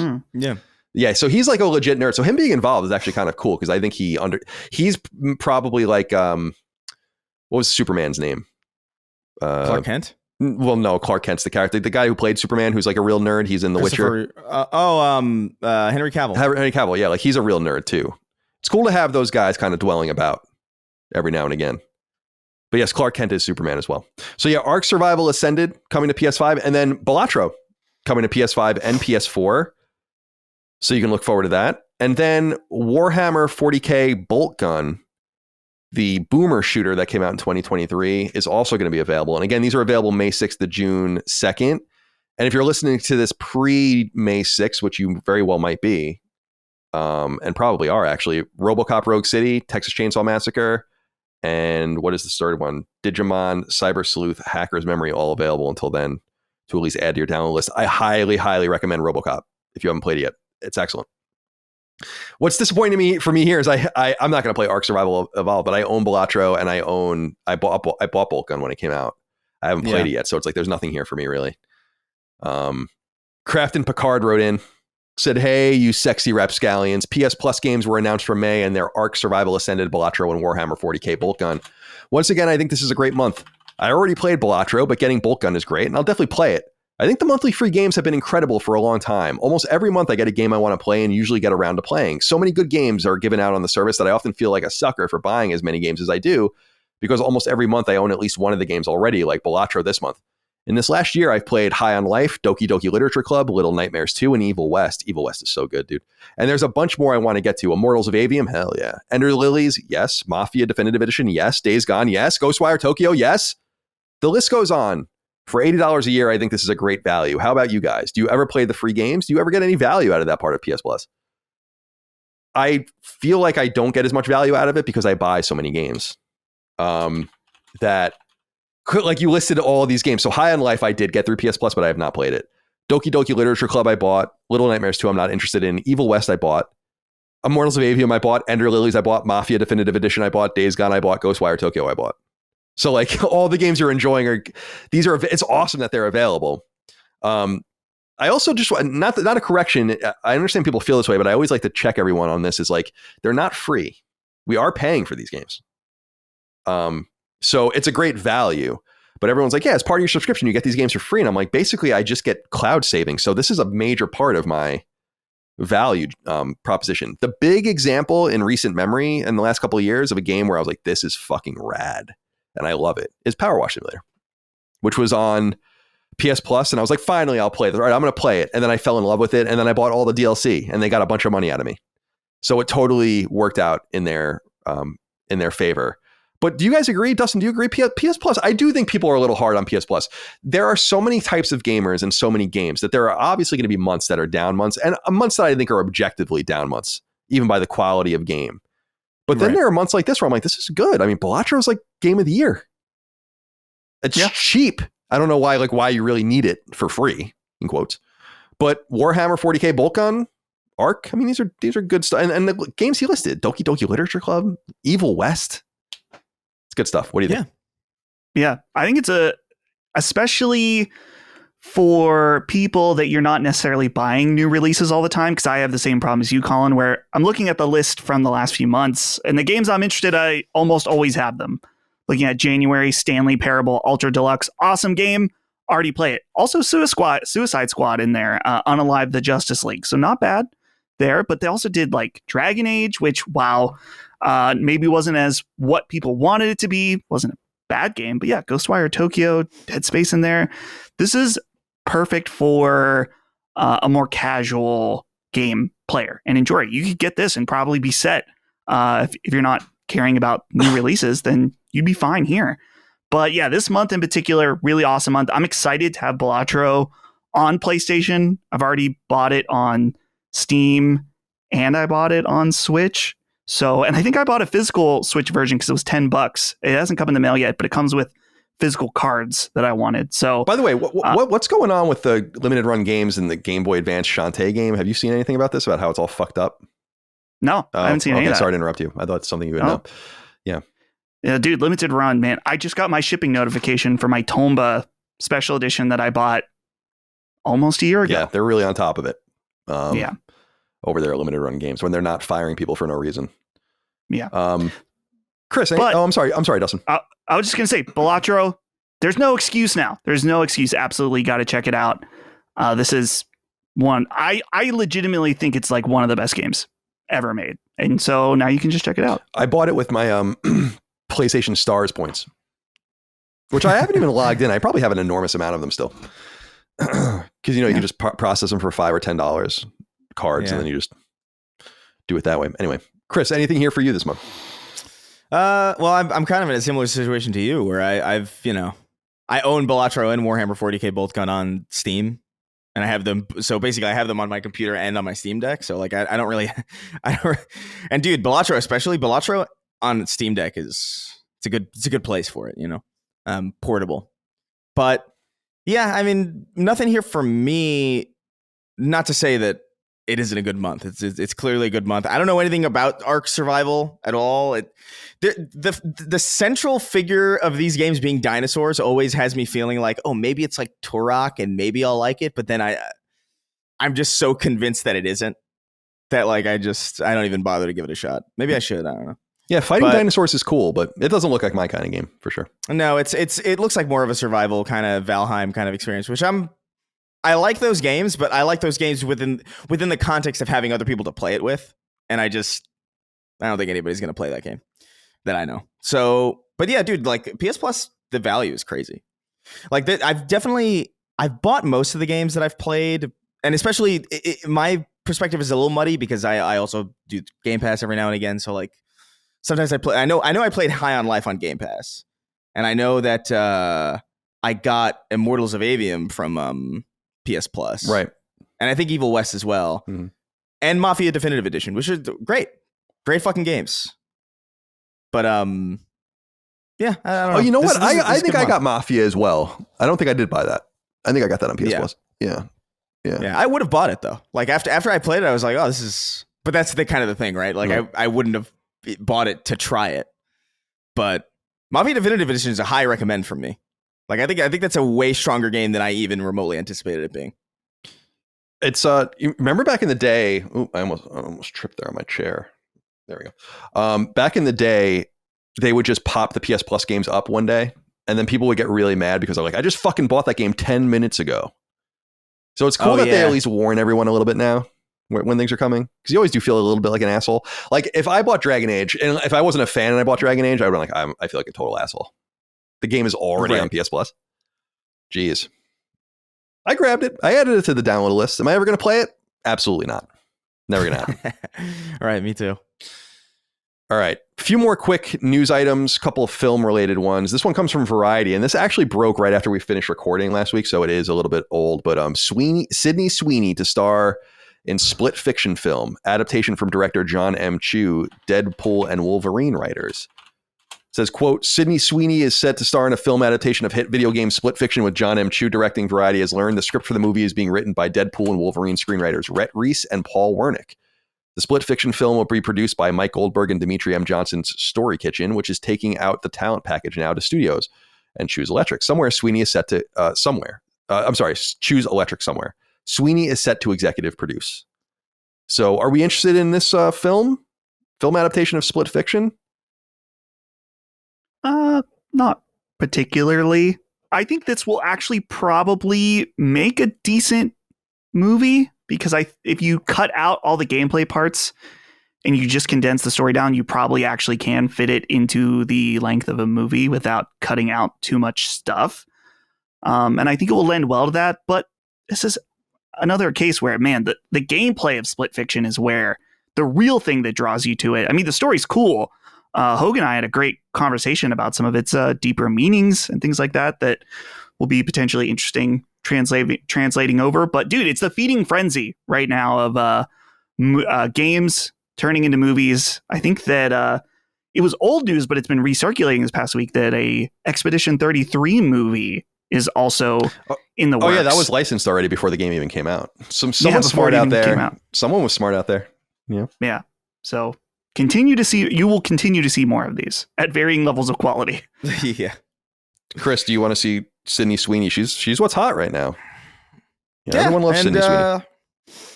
I wonder why. They love her personality. Yeah. I totally get it. But I have to say, like, look, man, I say this as somebody who I haven't played Split Fiction yet, just because like the nature of that's a co-op game. And I if I can choose to play a game like that on couch co-op, I will do it. I don't really want to waste it on like online kind of stuff. And I just haven't been in the space to really have anybody to play that kind of game like that with, but it's on my list. I loved It Takes Two. I thought It Takes Two was phenomenal. I thought it was, in my opinion, the game of the year for the year that it came out. But I if you told me that I would have to watch only the story of It Takes Two, I think I might die. I don't know if that's necessary. The writing of those games isn't the strong point of it, in my opinion. I don't know what to say about Split Fiction. I haven't played it. I don't know what the story is like, but I have a strong assumption that it's probably somewhat similar to It Takes Two in that sense, where it's like, this is not the driving force of why you want to play these games, you know? And so on the face of it, the idea of, Split Fiction, but only the story is massively unappealing to me.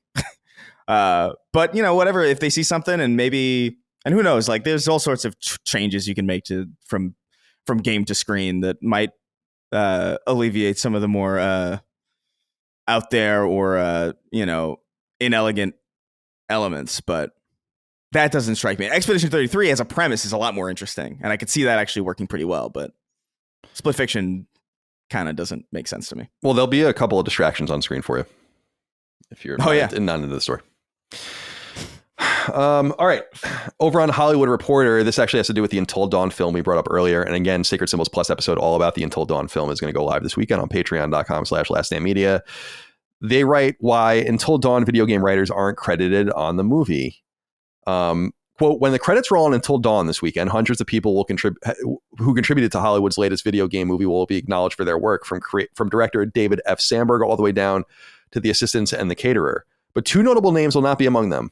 Larry Fessenden and Graham Resnick, the duo who wrote the 2015 hit video game that launched the franchise. While comic book writers and artists often complain about skimpy payments or lack of ample credit for their work that inspires movies, they're generally given a special thanks in the credits of those films. But as the sources who spoke to the Hollywood Reporter note, that's generally not true in the world of video game adaptations, where the company behind a game, not the game's creators, are credited.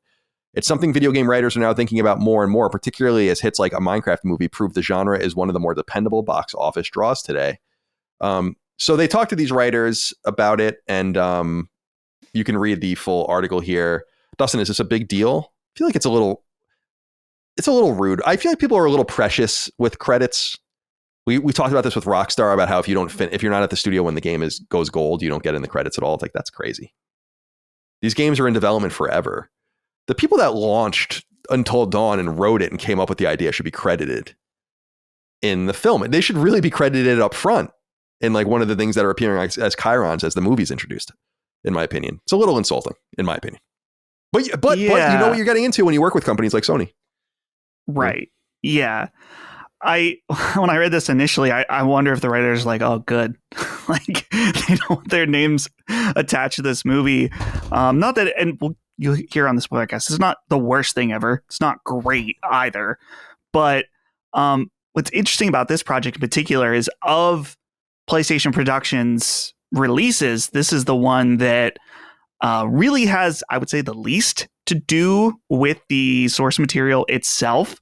But I still think it would be nice if it was like based on Until Dawn, written by, those two names.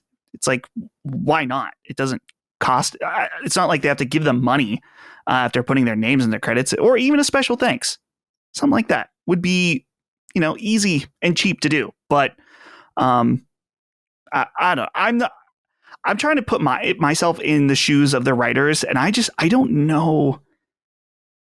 I don't know if I would care. I probably would want to be credited, but I'm thinking specifically about how different the Until Dawn movie is from the game, that it's like kind of what I did doesn't have anything to do with this movie. Yeah, really. But I agree with you, but and you would know better than me because you saw it, but it's like based on the story written by, it's like, who cares? But these things matter just because the credits get absorbed into IMDb. In our field, it's Moby Games. This is why I get our games on Moby Games, like work to get our games. I pay someone to do it because it's annoying, but to get our stuff on Moby Games, because people can use that as part of, we have a lot of freelancers working for us, and part of their CV is pointing to their Moby Games page about the things they've worked on. And it's important that they're properly credited and they get an attribute, and then that appears online.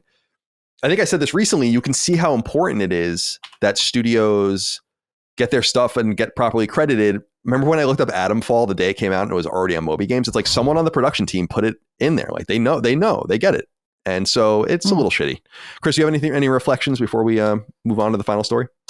No, I think the people who make the original IP that the adaptation is based on should be credited, obviously. But I'm kind of I'm kind of in agreement with or I kind of assumed what Dustin assumed, where that they might be like actually like, whew. Right. Maybe. Yeah. Because I from what I've seen, everybody that I know who went to go see it, which is, to be fair, like maybe two people, but both of them, they did not like it at all. One of them hated it. So like, I don't know. And they've liked the original game, by the way. So, I mean, obviously, I guess why would you see it if not? But Colin, Mm-hmm. Side note about Moby Games. I realized I am listed on Moby Games. Yeah, you should have a page. Quality assurance. Chris does too. Oh, what? I have quality assurance on Hyroxia 2. Yeah, you have. That's so funny. I never. Do even I have a thought, twin breaker? Tri Tri-breaker? Yeah, click on your. Here, I'll go find you. What? My name isn't show. So Maybe funny. they're not connected for Tri-breaker. Oh, Tri-breaker is in the hopper still. Okay. Um, Yeah, definitely for Hyroxia 2, just not Tri-breaker. Yeah, It's yeah, Tri-breaker's yeah. on here. yeah, you have what? Oh, yeah. We added it, but we do not. The credits are not live yet. We're not important, so they're going to put us at the bottom of the queue. Chris, you should Sure. have one. Let me see, Chris. Yeah. Yeah, Chris Maldonado, credit on Twin Breaker, Sacred Symbols Adventure. That's so funny. Yeah, so now you have a name there. You know what's funny though? Like if I search my name on Moby Games, that is the first thing that comes up, obviously. But then there's like a bunch of other things that come up, and then on this first page, Halo: The Master Chief Collection. Oh, interesting. For me, when I search Chris Maldonado, I don't know what that's about. It's But probably it's very the AI is connecting the dots. Be careful. Yeah, weird. All right, final piece of news. This actually broke this morning, and some people wrote in about it, but we didn't use any of their letters. I just wanted to acknowledge it. Kotaku actually broke the story, I believe, ironically. Polygon, the website, sold to Valnet and hit with mass layoffs. It says, quote, the video game website Polygon has been sold to click farm powerhouse Valnet, and much of its masthead has been laid off, Kotaku has learnd.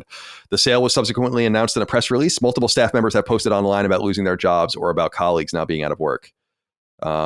So, yeah, Polygon's gone now, as we understood it. I mean, Polygon... Do you remember like the pretentious way they launched that site back in the day? Do you guys recall? When did they launch it? 2012, I want to say. I don't And know. it was connected with The Verge. It was right. And it was like they took like a bunch of money from Microsoft and made like some sort of like self-serving documentary about the future of games journalism and how they're launching this thing. And I remember one of the guys that used to work with at IGN, Arthur Geese, there was like a video of him like in it, like getting a tattoo or something. And it's like, what are we doing? You know? And they kind of had the right idea for a minute, but they quickly got ideologically captured and I think became somewhat irrelevant. I don't think Polygon has really been relevant in more than 5 years at this point, probably. And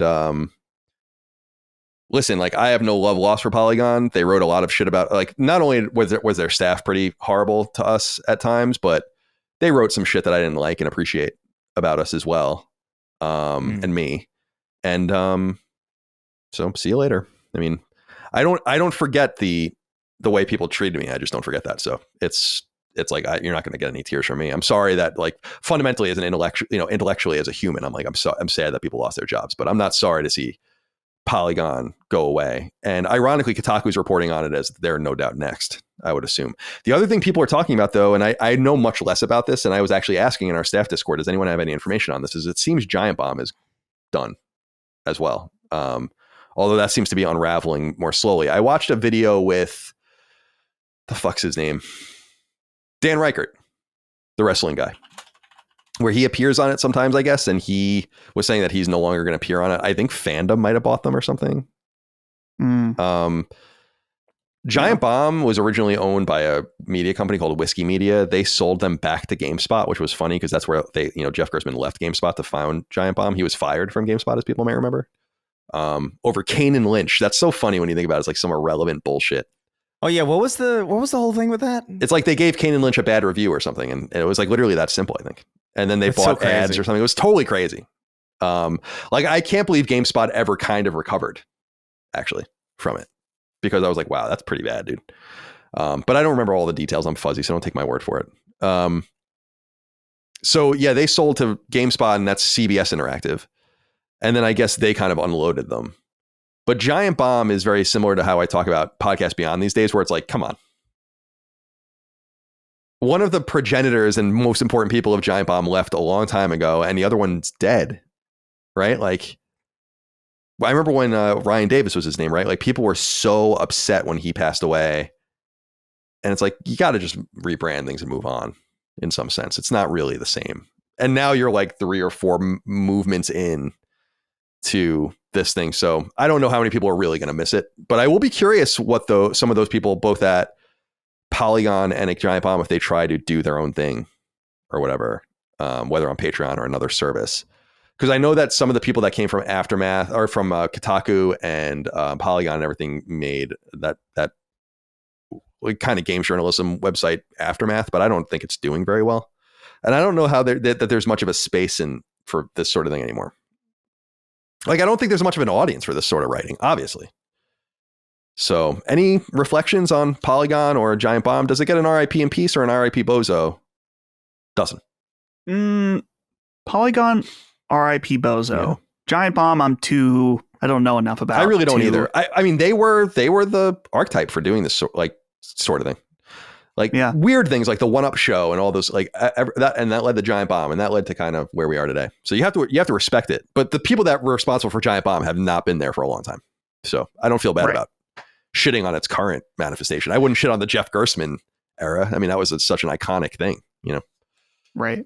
Yeah, I think you're right that this type of games journalism is just, there's not an audience for it anymore. And for the most part, what it's become is just regurgitating press releases with some fluff around it, and outside of some one-off interesting stories here and there, which have just become fewer and fewer. A lot of people, whether this is good or bad is up to you, but when it comes to like an in-depth story or report or something, I think a lot of people would rather just watch a video about it, or just read the press release yourself. Right. I go on Games Press all the time and just read press releases because I'm a fucking moron. It's not a very happy and exciting thing to do. But you can just go to the source of like 90% of IGN stories by just going and looking yourself. They get it at the same time you do. They get a little prompt. Games Press is a low key great site. You have to sign up though. It's free, but they have to let you in.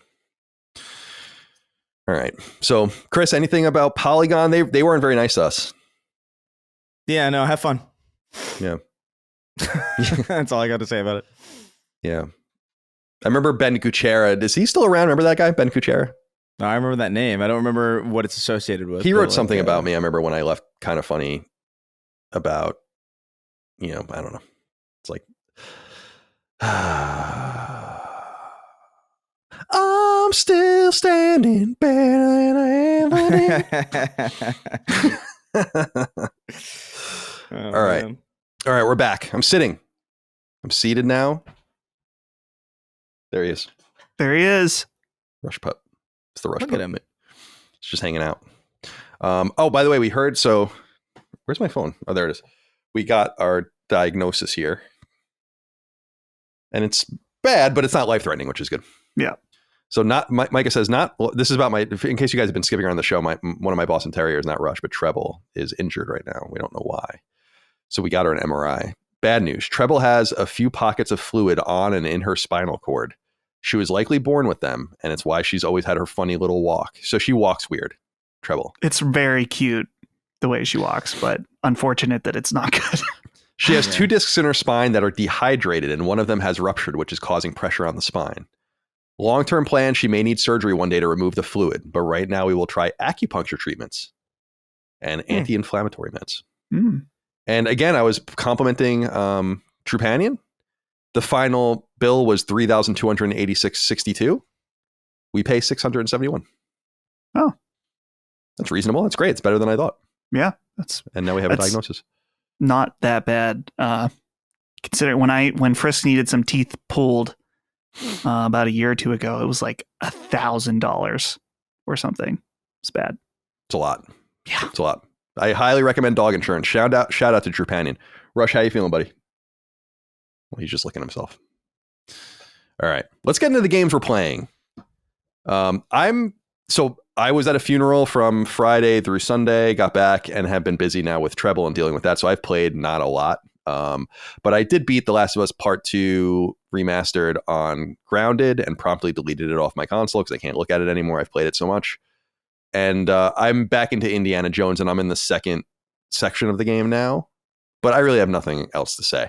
I want to hear what you guys have to say, though, about Clair Obscura and Marathon. And since you both played Clair Obscura, I guess, Chris, we'll start with you and go with Marathon, and then you can go into Clair Obscura, and then we'll go to Dustin for Clair Obscura, if that makes sense. Sure, yeah. So, yeah, talk to us a little bit more about Marathon. Yeah, so the last episode, I had spent only maybe 4 or 5 hours with it, because I had gotten into the alpha just the night before. And so I didn't really have much time with it, but I enjoyed what I played of it. I've spent at this point, because I ended up getting another code. Dude, fuck you. No. So here's the thing, right? First of all, let me explain. The way that they've done this, by the way, is a fucking disaster. I don't know why, because like there was like some reports about like how, some people could generate friend codes, but not everybody. And it's like, this is a game about, you literally need a squad. So like, what are you doing? But so essentially, I was given an Xbox code, right? That was the night before Sacred. And I was like, okay, you know what? I'm just going to take it. I don't really want to play on Xbox. I can't stream on Xbox. It's a really huge detriment. But it might be my only way to get in this thing. And so I was playing it on Xbox for a day. And then my Steam code came in like 2 days later. So I was like, oh, great. Well, I need to be able to stream this thing. And I was thinking about like, do I give this code away so that I can play with other people, but then not be able to do anything with it? Like I felt like it was just best to just get it on. So what the whole point of this is to say I have 25 hours on Steam and an additional 10 on Xbox where I was playing in the beginning. And the cross save stuff works. I didn't have any hiccups there. All my stuff transferred. Obviously, online game. The Destiny has been doing this for a while, so no surprise there. But I have a pretty much a combined amount of time of like 35 hours with Marathon. So at this point, I know the game fairly intimately, although there's still a lot that I'm consistently figuring out. Like there's something I just learned like last night that I'm embarrassed that I only just realized. I'm just like, oh my God. Like, I can't believe I would have made so many things easier. But long story short, my experience with Marathon so far has been,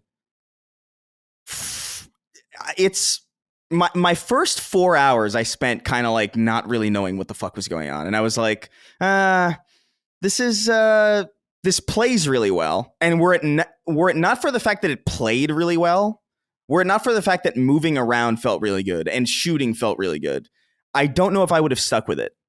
But I'm glad that I did, because there is a lot there that kind of falls into place as you learn it. And that in and of itself is a pretty satisfying experience.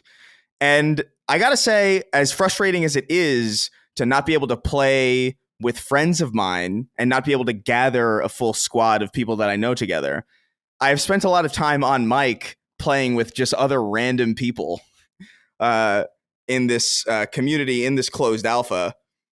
And I have met a grand total of like 20 other people who I now play like somewhat regularly with, and they're all really cool and very funny. And I can't remember the last time I've had that experience.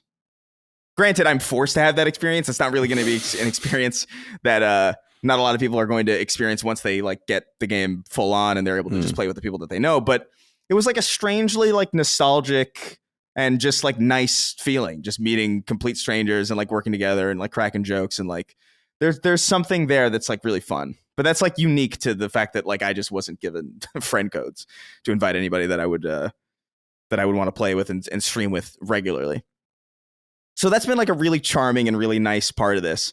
And what I can say about Marathon as an extraction shooter is I do think there is a direct intent of accessibility here that works, but only as much as an extraction shooter can allow that to work. Because extraction shooters are very intense games. I'm very rarely in the mood to experience the stress that an extraction shooter evokes, but it is satisfying and it is engaging.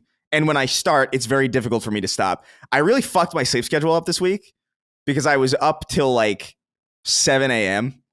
playing it, which I can't. It's been a while since that's happened. Colin energy. Yeah. Yeah. It was really like, and it wasn't even like, oh yeah, I'm going to stay up all night playing this.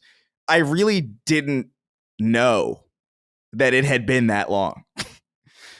And I saw the sun. I love when that happens. Yeah. And I saw the sun come up and I was like, and dude, I have like and for anybody who's like curious about what extraction shooters are, I'm sure a lot of people do, but like, you know, the goal is you get in, you load up with a squad, you're dropped on a map, and your goal is to kind of like gather a bunch of materials and, gather weapons, loot, material, currencies, whatever the hell you can find, and get to a safe zone where you can extract in time before you're either killed by an AI or killed by other players on the same run that you're doing, trying to get whatever they need. And there's a lot of different materials. There's there's like,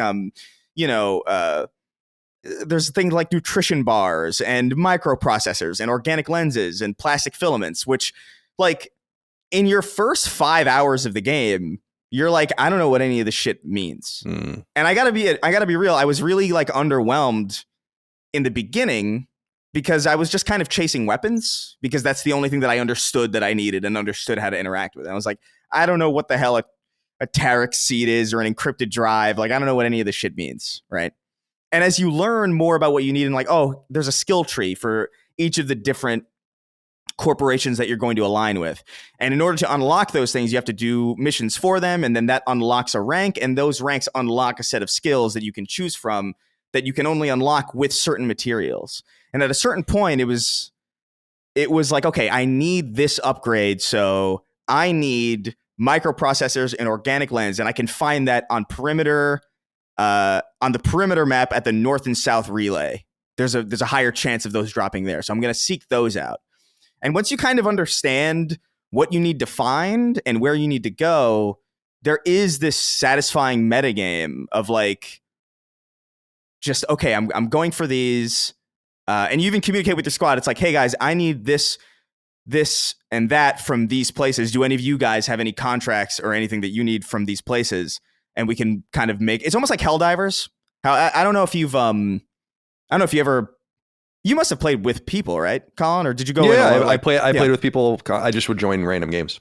Did you hear people on like the mic at all? Once in a blue moon. If you didn't participate? Yeah, once in a blue moon. Yeah. There would be this thing where like, I remember during Helldivers where you'd be like, okay, so we're going to go here, and then we're going to circle around. This will give us the optimal path to get as much done and then end up closest to the extraction point, right? Mm-hmm. And that's kind of what happens, and you strategize with people, and it is satisfying. And this is the first game in a while where like I've had, I've been taking like physical, like I have like a physical shopping list. Oh, nice. That's awesome. Of like, okay, I need this, and these are here. And so like I have it in front of me just so I know like what to keep an eye out for. And it's satisfying to have a game be that engaging while also being this simple, because I know extraction shooters a little bit more now that I've like looked deeper into them. They're a lot more complicated than just what's here. There's like crafting systems and all this other shit that, in my opinion, would have completely, like if there was a crafting system in this game, that would have turned me off completely. Like I hate crafting systems generally. They added a crafting system in Destiny 2. I never fucking engaged with it at all. I hated the idea that it was even there. So I ignored the entire thing. But so I say all this to say that like there is an accessibility here in the simplification of certain things. There are no crafting systems and there's a lot of materials, but the materials that you need for certain things are listed out for you and you understand where to go to find them. And that simplicity is nice because it feels like, okay, yeah, this is going to be a stressful experience. Potentially I might go in and lose everything that I came in with, but at least I'm not going to be thrown to the wind and lost, and I can pick up on things a lot quicker. And so I see that, and I see the accessibility working, but there is still that wall in the beginning where if you're not somebody who is open to extraction shooters in the first place, I don't know if this is going to convince you. Because it still ultimately is you having to put in the time to learn what is where, UI navigation, learning the weapon meta, which is a lot easier in an arena shooter or even a game like Destiny where, if you die, you either, you respawn immediately. And this, if you, like, let's say you find like a really nice gun and you want to try it out. You have to seek out an engagement, and you get maybe like a minute of combat before you're dead or you deal with the other team. And if you die, you're back out in the menu, and you're requeuing, and then you're going to spend another 30 minutes looking for stuff, and then maybe for another like 2 to 4 minute engagement. So the amount of experience that you have with any individual gun in even just like one 13-minute round of Team Slayer on Halo is infinitely more than you're going to get in one entire game of Marathon, because there's more gunplay to experience. And so it's a game that demands your time. It's not a game that demands as much time as like other extraction shooters, I think, but I think it's cool. And the world here is interesting, and I like the look of it. I'm really transfixed with the sound design and the music and the tone and the AI communication and the narrative implications of what's going on. And knowing that we're going to play on at some point, I think maybe in season 1, knowing that the actual Marathon ship itself will be a playable location is particularly enticing to me. But I'm really enjoying it, and I'm kind of bummed that it's only got like 3 more days. But yeah, I'm enjoying my time with Marathon quite a bit. That's great. I'm hearing good things about it, and then I'm hearing kind of mixed and more negative things about it. I think that the more negative things that I've been reading were just that, and this is the point you're making, is that like for hardcore extraction fans, like this isn't it. Oh, for sure. Yeah, I think if you're looking for like if you're looking for Tarkov, this is not Tarkov. But I also don't think this is trying to be Tarkov.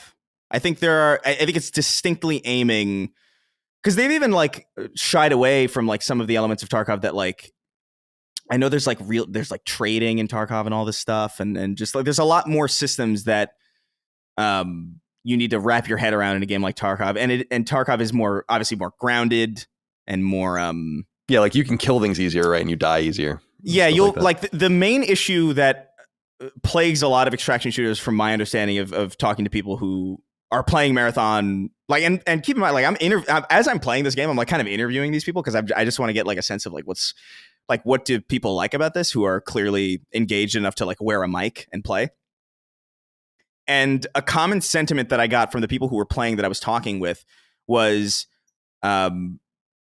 other extraction shooters are kind of dominated by this meta of people kind of hiding in bushes and just kind of waiting to ambush. And it's very unsatisfying to get domed in that way, where like you're playing and then you're moving to like a location or a point of interest where you want to get like a special thing that you need for an upgrade. And then before you even realize that there's enemies around, you're gone and you have you're done. And there's no way to get back in the fight. There's no revive mechanic. There's no res mechanic. You're just kind of gone. And what I'm hearing and what I'm experiencing in Marathon is that nobody's camping in a location. Nobody's sitting in a bush waiting to ambush like some random dude. Everybody's on the move. And because it's like this sci-fi kind of empowered kind of fantasy type thing, and everybody's got their own like abilities, and you're more nimble and you can jump on things and you can climb things, and you're just more capable, I think you're more invited to move around than you are to sit in a location and wait to pick off like unsuspecting people. So that's kind of like what I'm experiencing, and what I've heard from people is that like there's no people hiding in a bush waiting to like ruin your day. If you're going to engage in a firefight, people are going to engage you pretty directly. And sometimes people will sneak up on you, but they'll actively sneak up on you. Like they'll seek you out. They're not going to just sit. It was actually my issue. Actually, hearing this and playing it actually reminds me of like my exact issue with the exact paradigm with Halo and Call of Duty back in the day. Because I remember in Call of Duty, people would just sit in a room with like a shotgun or like a sniper and just sit there the whole fucking game, because there's no reason not to. Whereas in Halo, nobody really sat in a room forever. Like people were always like moving around the map. You were always empowered to continue moving, and people the fight kept flowing. And that seems to be what's happening here, where, in other extraction shooters, it seems like people sit at the extraction point and wait for people to come by and kill. But because this has arena shooter DNA and you are like a powerful figure, you're more invited to go around and actually put yourself out there and maybe risk a run through a plane or any of that thing. So it's more action oriented. But at the same time, all the action is optional. Like if you hear gunfire in the distance, you can choose to ignore it. Like I've played entire runs where we like I'm on a team with entirely stealth players, like the stealth class, and the goal is to get as much shit and shoot as little as possible. Because your ammo is part of your resources, and if you lose your ammo, that's gone forever. Like you have to buy more, you have to find more. So you're kind of incentivized actually to avoid combat. It's interesting. I like the setup here. I get the criticisms for sure. I do still think it needs proximity chat for sure. I do think it needs a solo queue, because right now AI will fuck you. Like the AI is really strong, which is good. I love it. I love that the AI is actually like a threat. But they will, like, if you don't have a team of people, like you're kind of thrown to a wind. So I think a separate solo queue with maybe like separate servers with AI that's like maybe like 50% less aggressive or 50% less health or something, some way to figure that out would be pretty good.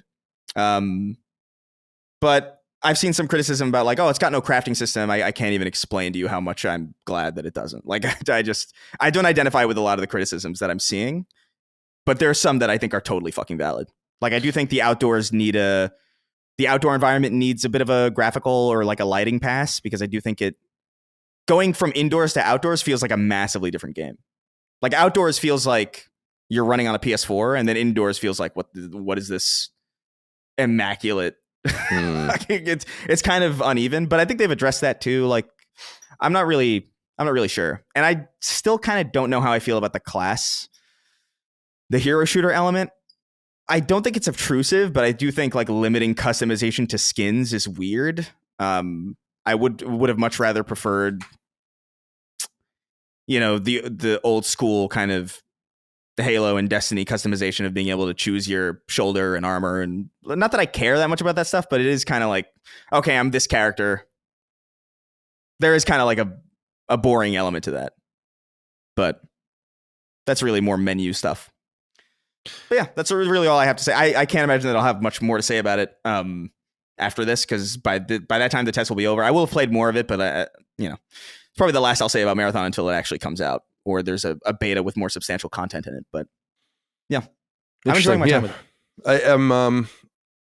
I'm excited that you're interested in it. It seems like it is mixed right now, but that's everything, and thus I feel like that's actually a good sign for it, because there are people that are into it, many people that are into it, if that's true. Well, it's got competition, which is good. I think Bungie should be looking at a lot of the criticism that is happening, and I do think that they should address some of it. But I think it's a game that'll find an audience, but this is not going to be that. This extraction shooters just won't be that thing.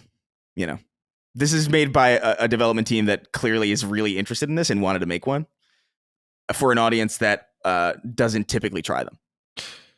Yeah, that's well put. I'm well, I'll tell you that I had another meeting with Sony yesterday. It's the third meeting that I've had with them over video now. And we're trying to work on something specific, which you guys will see soon in the coming weeks, but we're talking about a bunch of other opportunities and possibilities too as we go, as the relations soften once more and we get access to more people. And I told them, you're the guy to talk to about Marathon. And they seemed, there seemed to be an amenable interest there that like when the time comes, because Bungie's kind of doing their own thing, but I think Sony is kind of absorbing their PR apparatus or whatever. And so they will be leading the charge on that. And you're the perfect I mean, I told him, I'm like, this is the perfect show and Chris is the perfect person. I'm like, he is a Bungie fan, Destiny, Halo.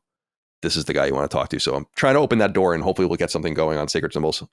Yeah, I appreciate that. That's awesome. In the coming months, that'll be great. Cool. So that's Marathon. Now, Dustin, you expressed some regret that you didn't get in, I guess, yet. Nope.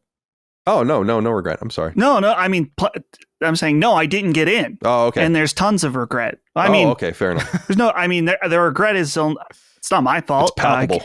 Can't control whether or not Bungie sends me a code, but no, I've not played Marathon. I'm happy for you, Chris.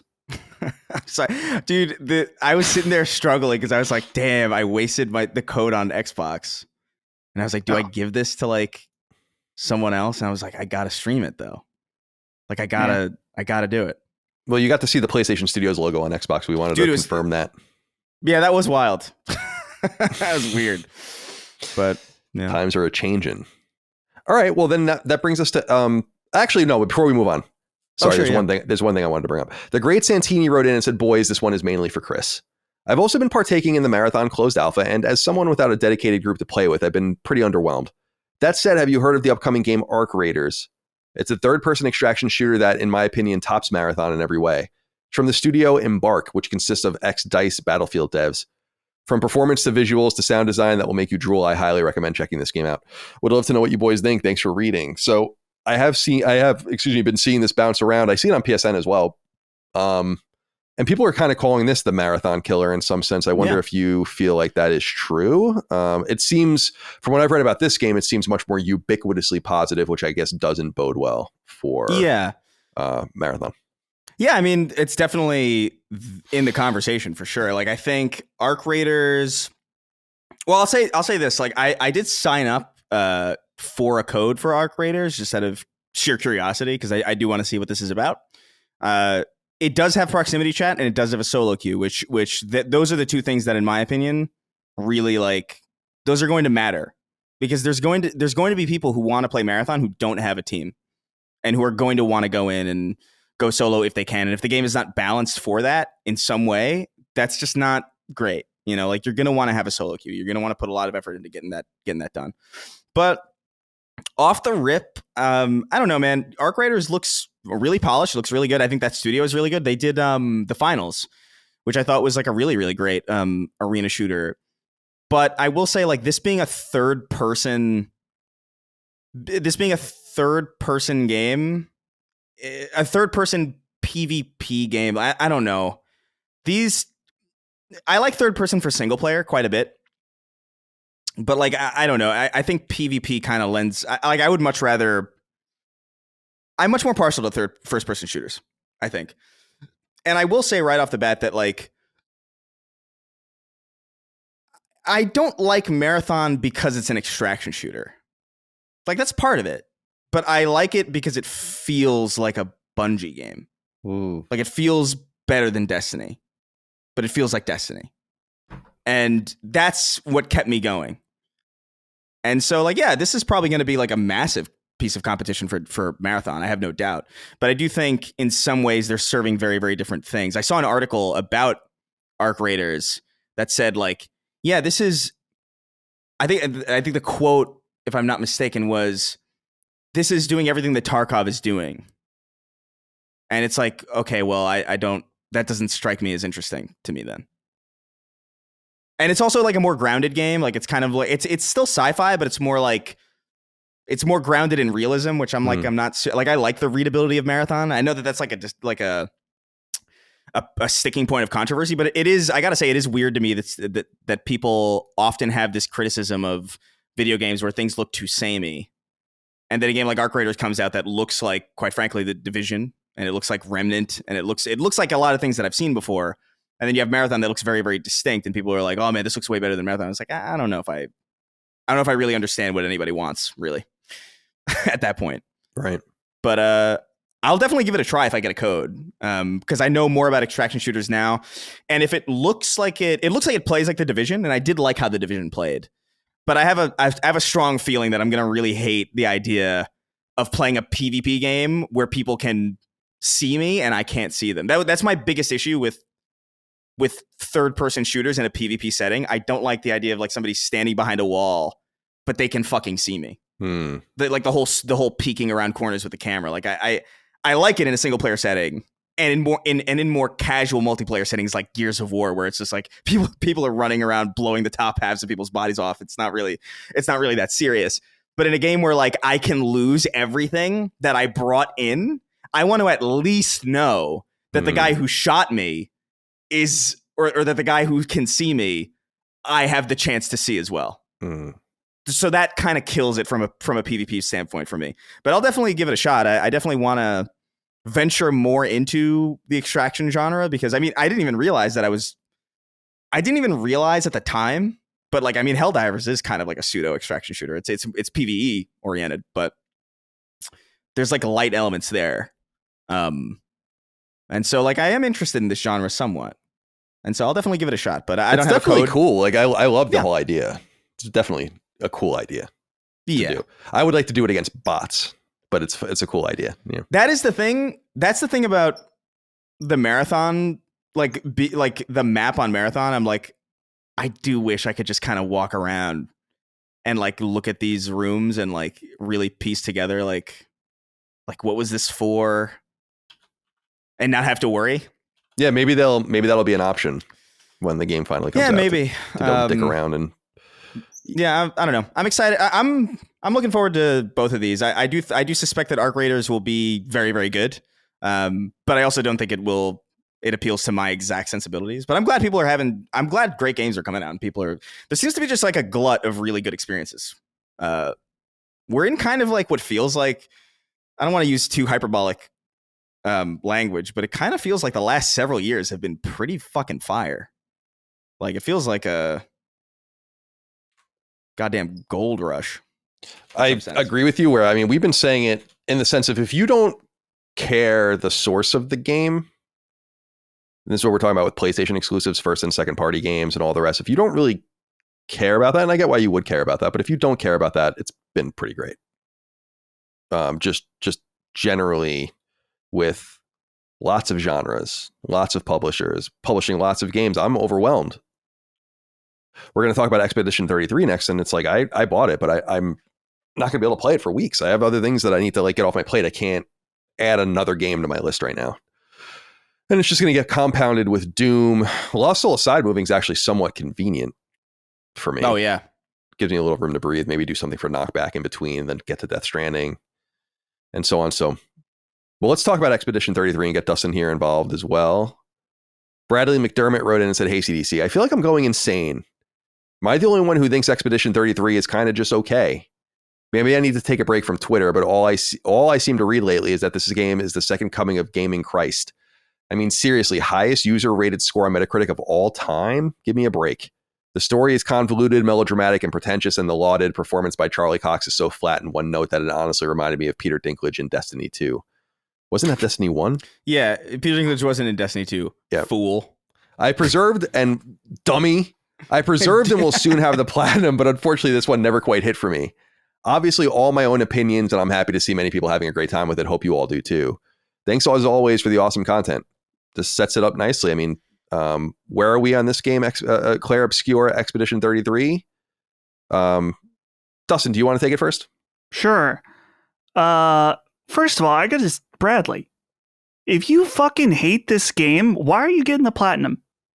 Life is too short to be doing this. I can relate. Just drop it. It's fine. You don't need to play it. But yeah, I disagree with Bradley completely. Though, Bradley, I think that Hogue is also in the mindset that it's just okay in some areas. But yeah, Expedition 33, this is a JRPG inspired, it's an FRPG, French RPG, yeah. But JRPG, as I like to see. Yeah, J apostrophe. Yeah. Awesome. And yeah, in leading up to this game, I think the common sentiment between Chris and I were like, this game looks really good, but it seems like, how can it be good with the small development team and a new studio, things like that.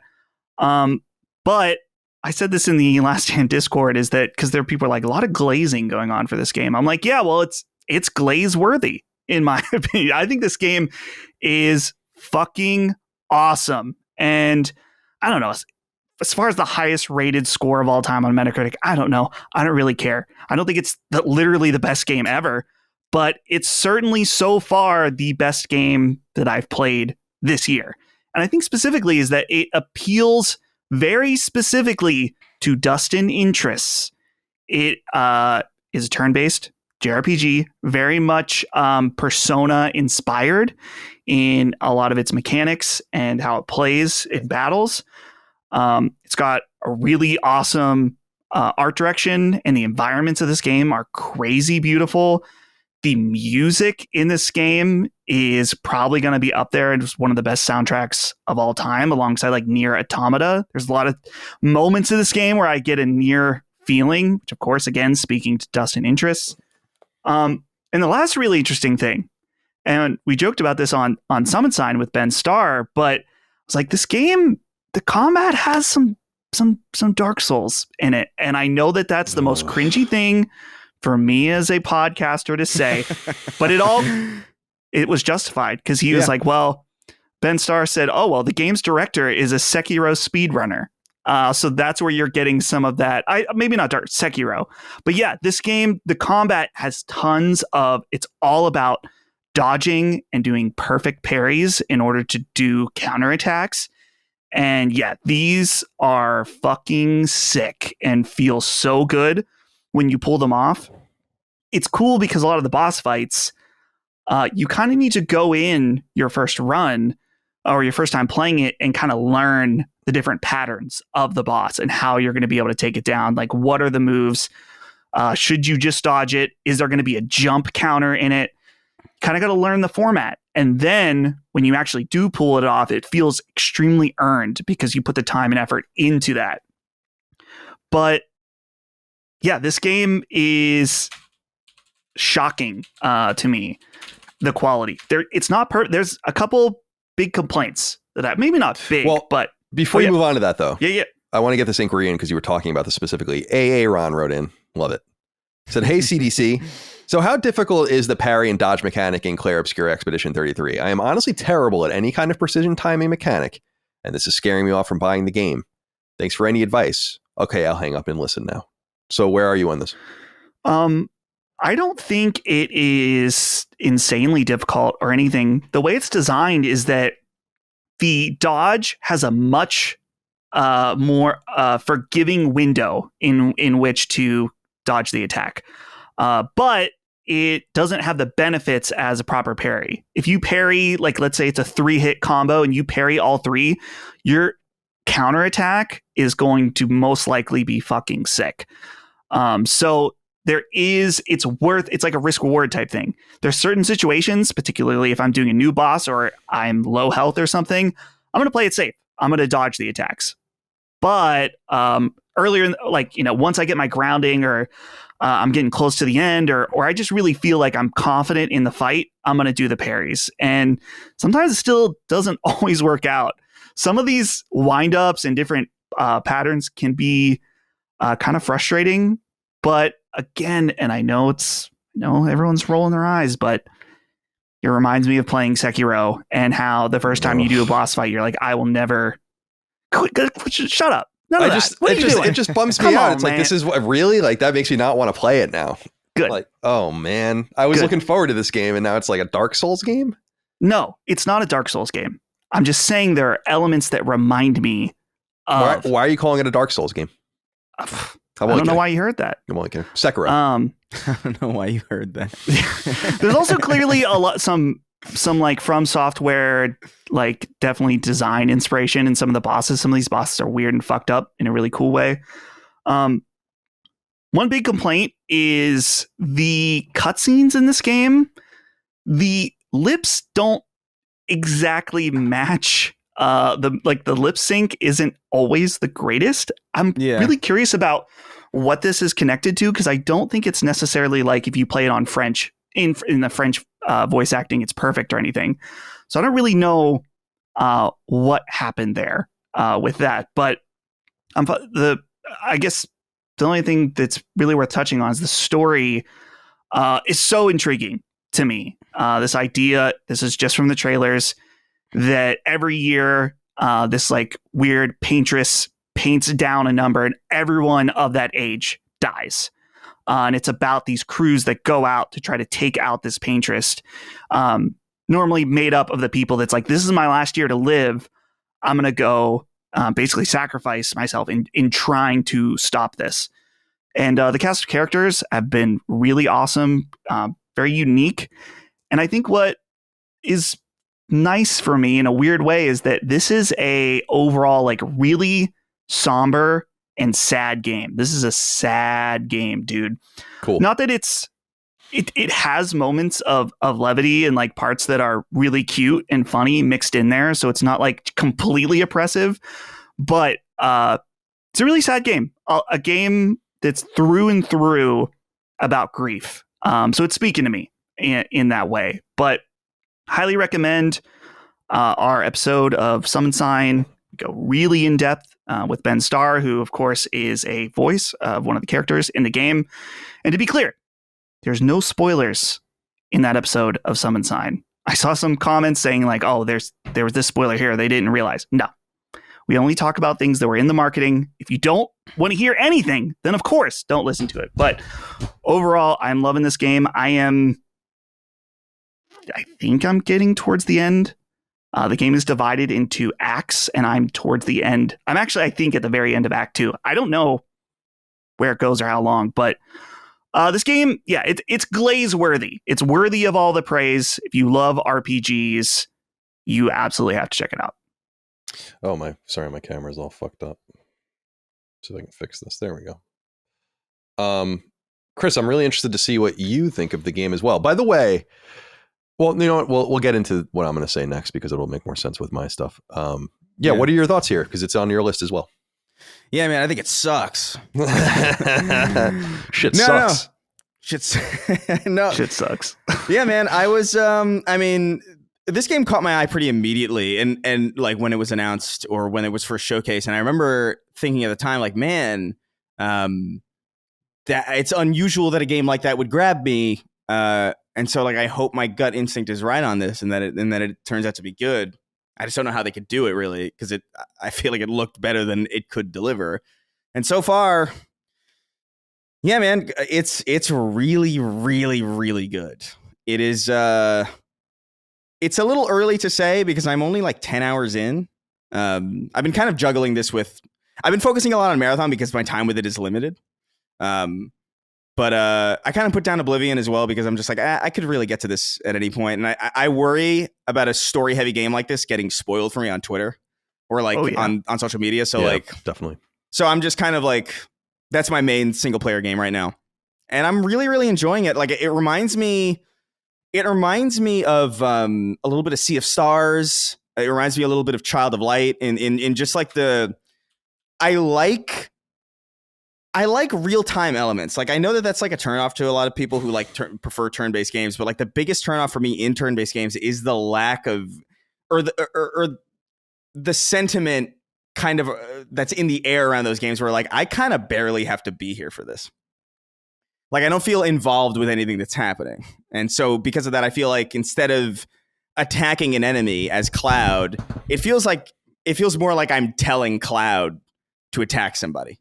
You know, it doesn't feel like I'm doing it. And what I like about Expedition 33 and Sea of Stars and Child of Light before that, with this real-time kind of element to it, this timing element to it, is that I actually feel like I'm actually involved in the fights and that my performance in battle actually has a material impact on the fights, to the point where like, yeah, you can spec out your character and build your character out to have like ridiculous builds. The build crafting is wild, but you can also close the gap of a lot of those builds if you don't choose to involve with them just on sheer skill alone with like dodging and parrying. And I love that shit. It's really great. And the parry windows, the parry is kind of unforgiving, but like, and it really does have to do with some of the attack animations. Like these wind-ups remind me a lot of like, they do remind me a little bit of Elden Ring in the sense of like, where like an enemy will like, he'll throw his hand back as if he's going to hit you. And then there'll be like an extra 2 seconds. You're like, what the hell's going on? And then bam. And then you're like, oh, I don't know how to time for that. But eventually you do learn, and you can realistically, like the dodging's very easy. Like you could avoid all the damage if you just dodge, but yeah, and just like the animations and the counterattacks and the fidelity of it, like the overall style of it is really great. I like stylized games for sure. Like I was just talking about Marathon and how it's like that's definitely not grounded in realism, and obviously games like Hi-Fi Rush and other things, but like I do feel like Persona and a lot of those games, while I do appreciate the style, there is just like there's like an anime kind of tinge to it that like I just find like I'm not really the biggest fan of. Grow so up. to have it, I can't. It's Grow up. Come on. It's a cartoon. I don't mind. I don't a cartoon. I just don't want to hit like a.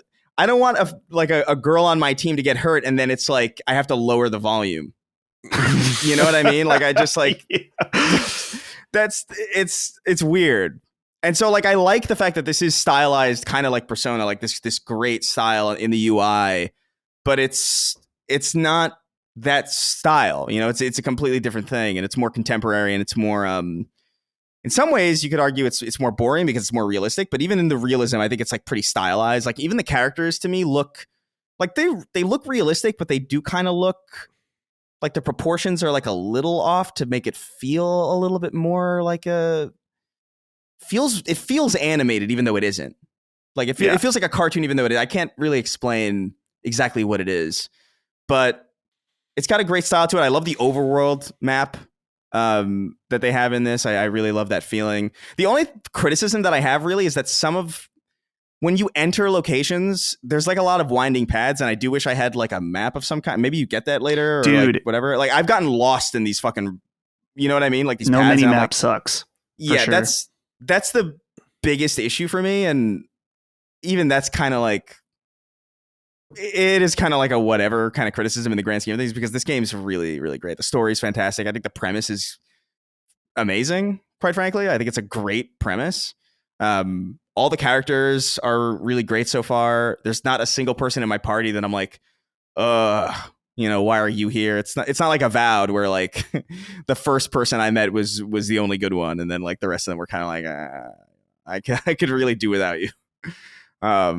So yeah, I mean it's glaze-worthy, man. Like I don't normally say that about turn-based games, but this is great. This is actually a game that I feel like is going to be hard to dethrone in some way. Like even if Grand Theft Auto 6 does come out, I do feel like people are going to I feel like people will have thought about Grand Theft Auto for so long that they would have expected damn near everything that it would be doing.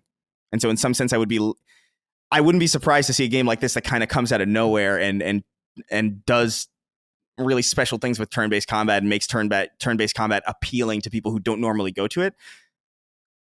Like I wouldn't be surprised to see that kind of elevated more in the conversation over, Grand Theft Auto is like this big experience, but we kind of know what it is going to be. It's just a matter of like how good it's going to be. I don't think anybody really expected how good Clair Obscur really, really is. And so only 10 hours in, but this feels like a very, very competent game of the year contender easily. Cool. I'm looking forward to playing it. It's sitting there. It's 33, little 33 logo on my cross media bar. But yeah, I've not gotten into it. And I don't want to begin it until I just clear my plate of my other things, because I feel like I want to give it the time and attention it deserves. Yeah.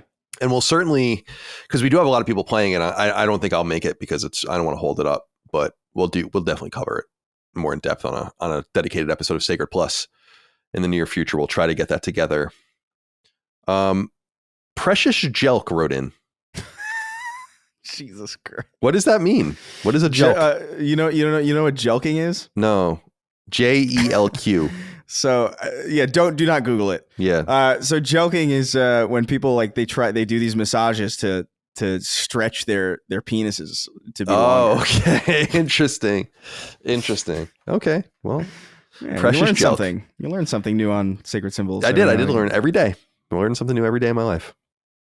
He writes in and says, "Greetings.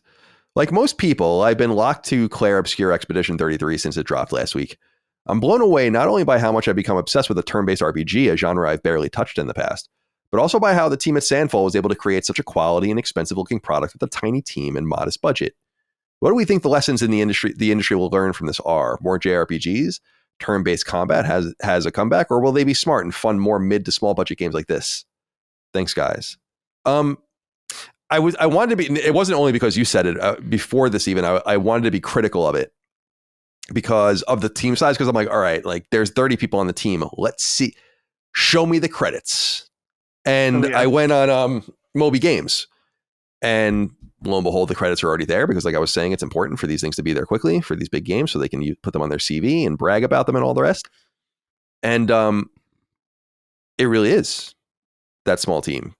there are 500 people in the credits, which is a big credit, but it's a lot of, so what it appears, first of all, Sandfall is its own entity. Kepler published it. That's like, going to be almost 100 people just from the publisher.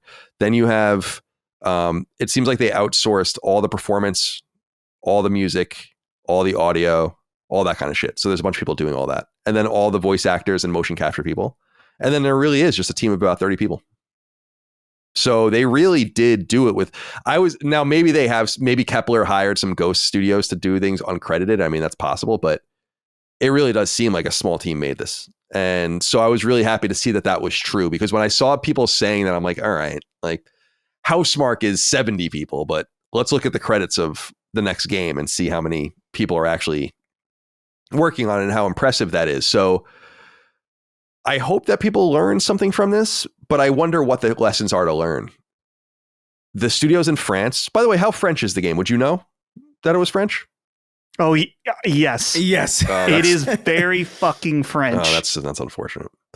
Nonetheless, they're in France, and it's going to be cheaper to make games there than it is in the United States, in parts of Western Europe, other parts of Western Europe, and other parts of the world.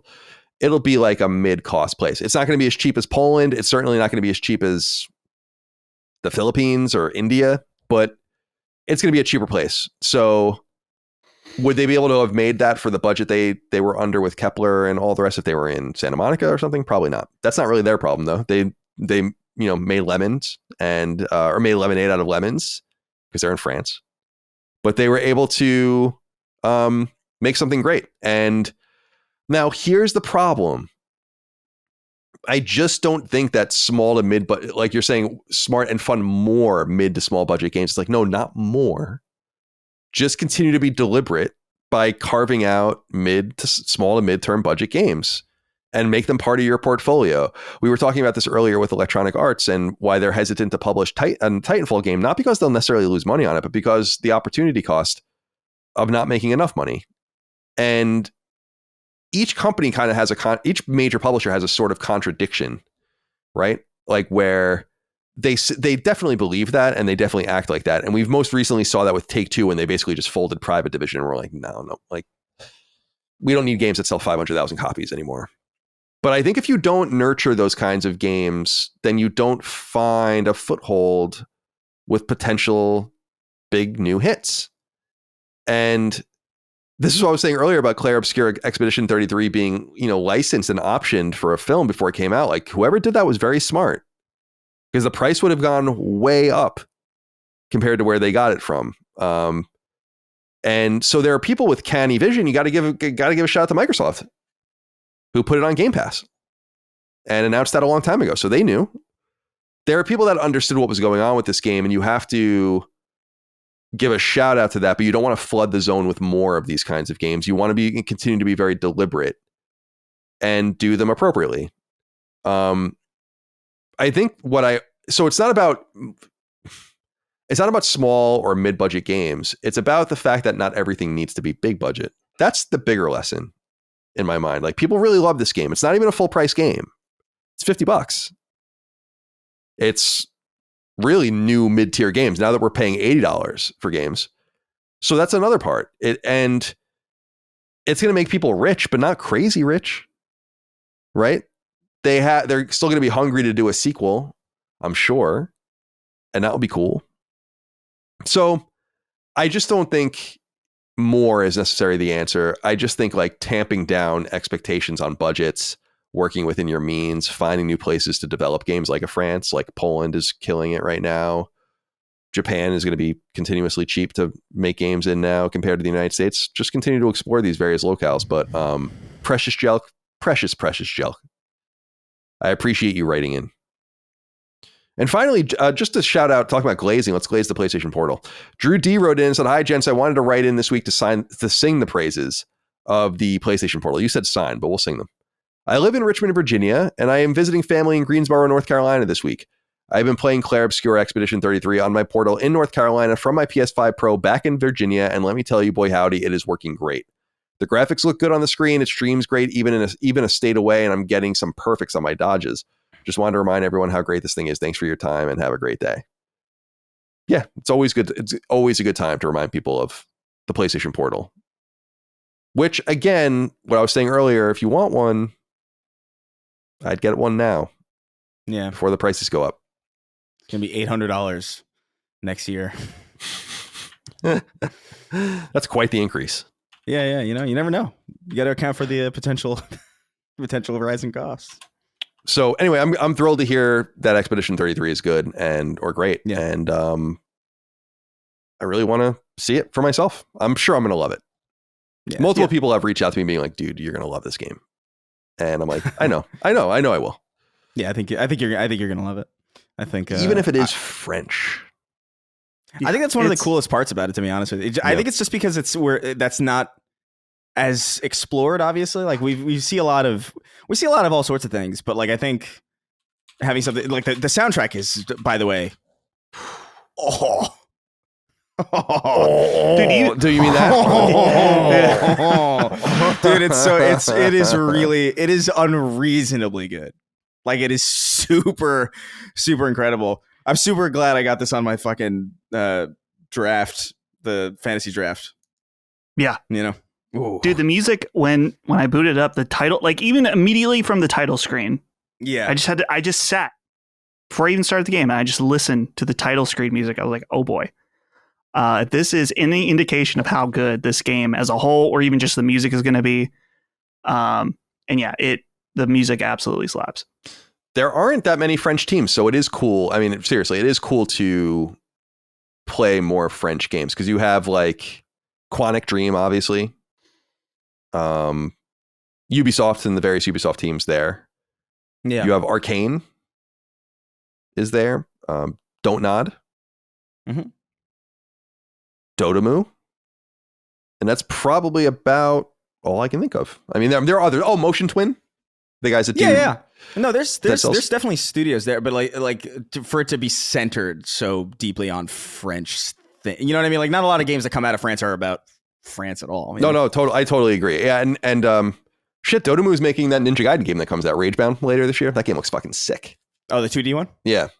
So I actually went through and I discovered on PSN, I'm sure people have found it, but I bet you many people haven't, is that there's a sequential alphabetical listing of upcoming games that have objects on PSN. You have to go into the store and then look at a certain list or whatever, but it'll show you everything in alphabetical order that hasn't come out, but that has been updated or put on the PSN. And so I started using the wish list feature.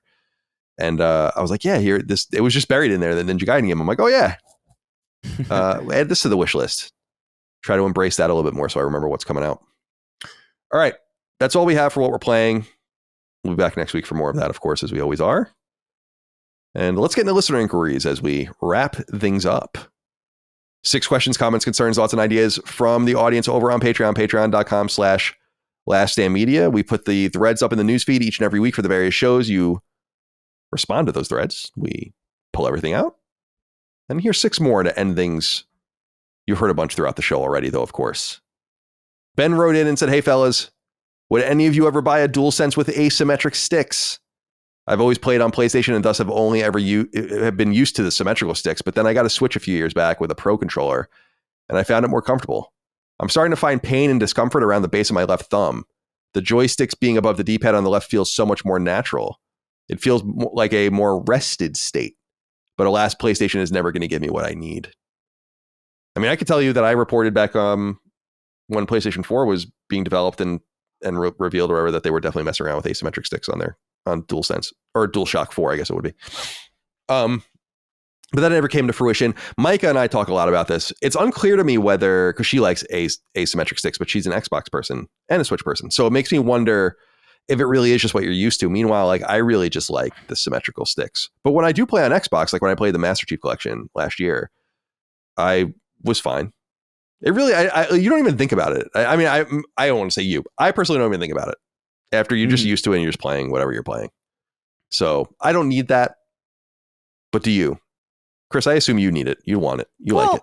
I just feel like there's a science as to why controllers are built the way they are. Like when the original PS1 controller came out, you obviously had the face buttons.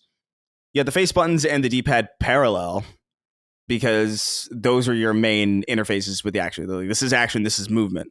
And so when games started to go into 3D, and when, the analog stick started to become the primary method of movement, that was around the time that I started playing on Xbox. And I remember being like, oh, yeah, this makes sense. The stick should be parallel to the action buttons because that's the formula for how things happen.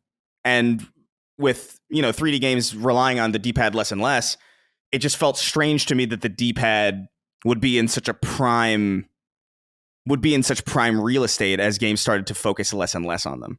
So I think there is a science as to why 3D games feel better with asymmetric sticks and why 2D games feel better with parallel sticks.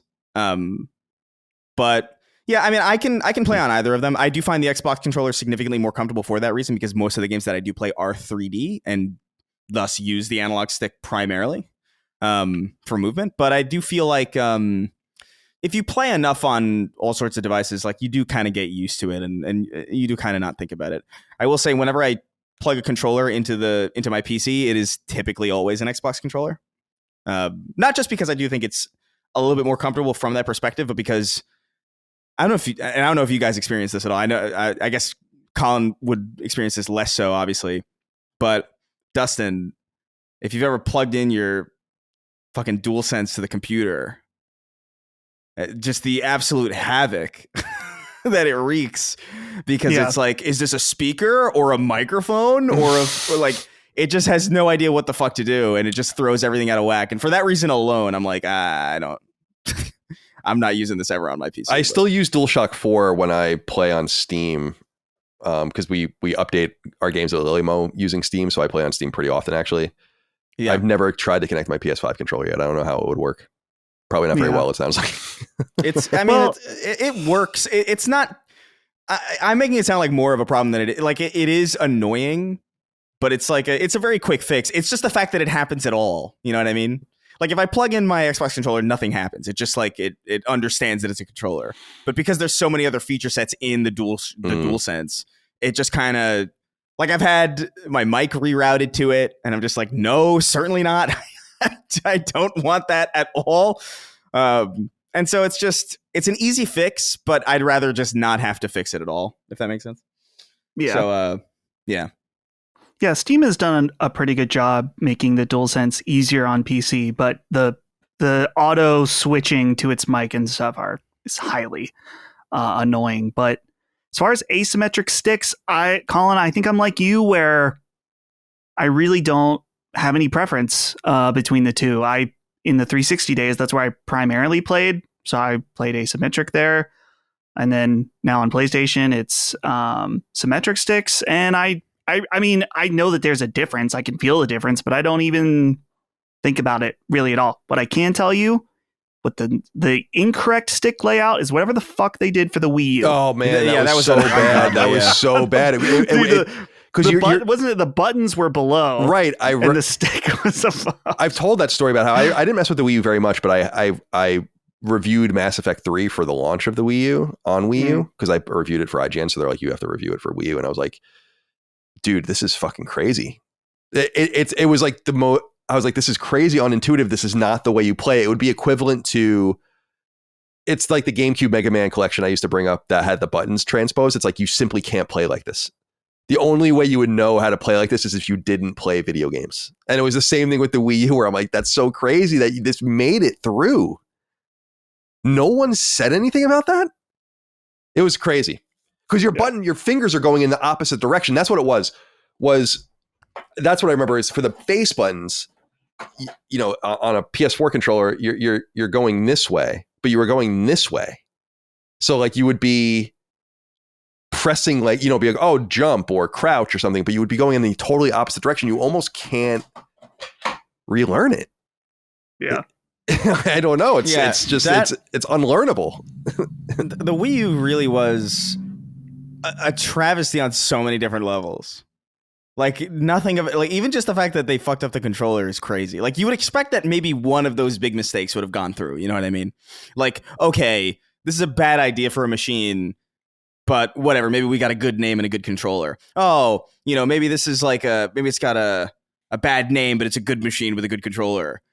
or maybe it's got like, it's a good controller, bad machine, bad name. The fact that it's all of them is wrong. Right. Like it's a bad machine with a terrible name and a controller that makes no sense. Right. It's truly bewildering to me. It's the Venn diagram just collapsed into a circle. Right. Yeah. And the circle says shit.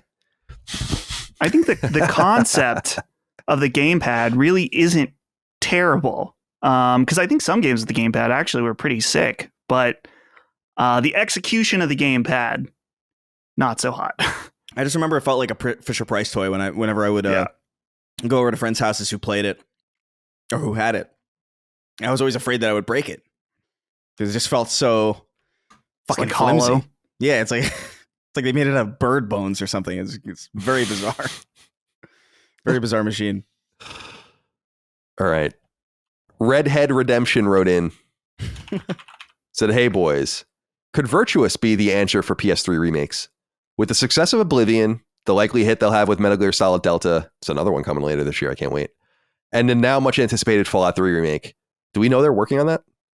Virtuos has made themselves quite the hot commodity, and not to mention the mishandling of Bluepoint working on God knows what, literally God of War knows what. Do you think Sony will call on Virtuos' expertise for a UE5 faithful remaster of Infamous, Resistance, and or Killzone? Thanks all and be good. Listen. No. Well, yeah, go ahead. Infamous, Resistance, Killzone, just let them go. All right? It's over.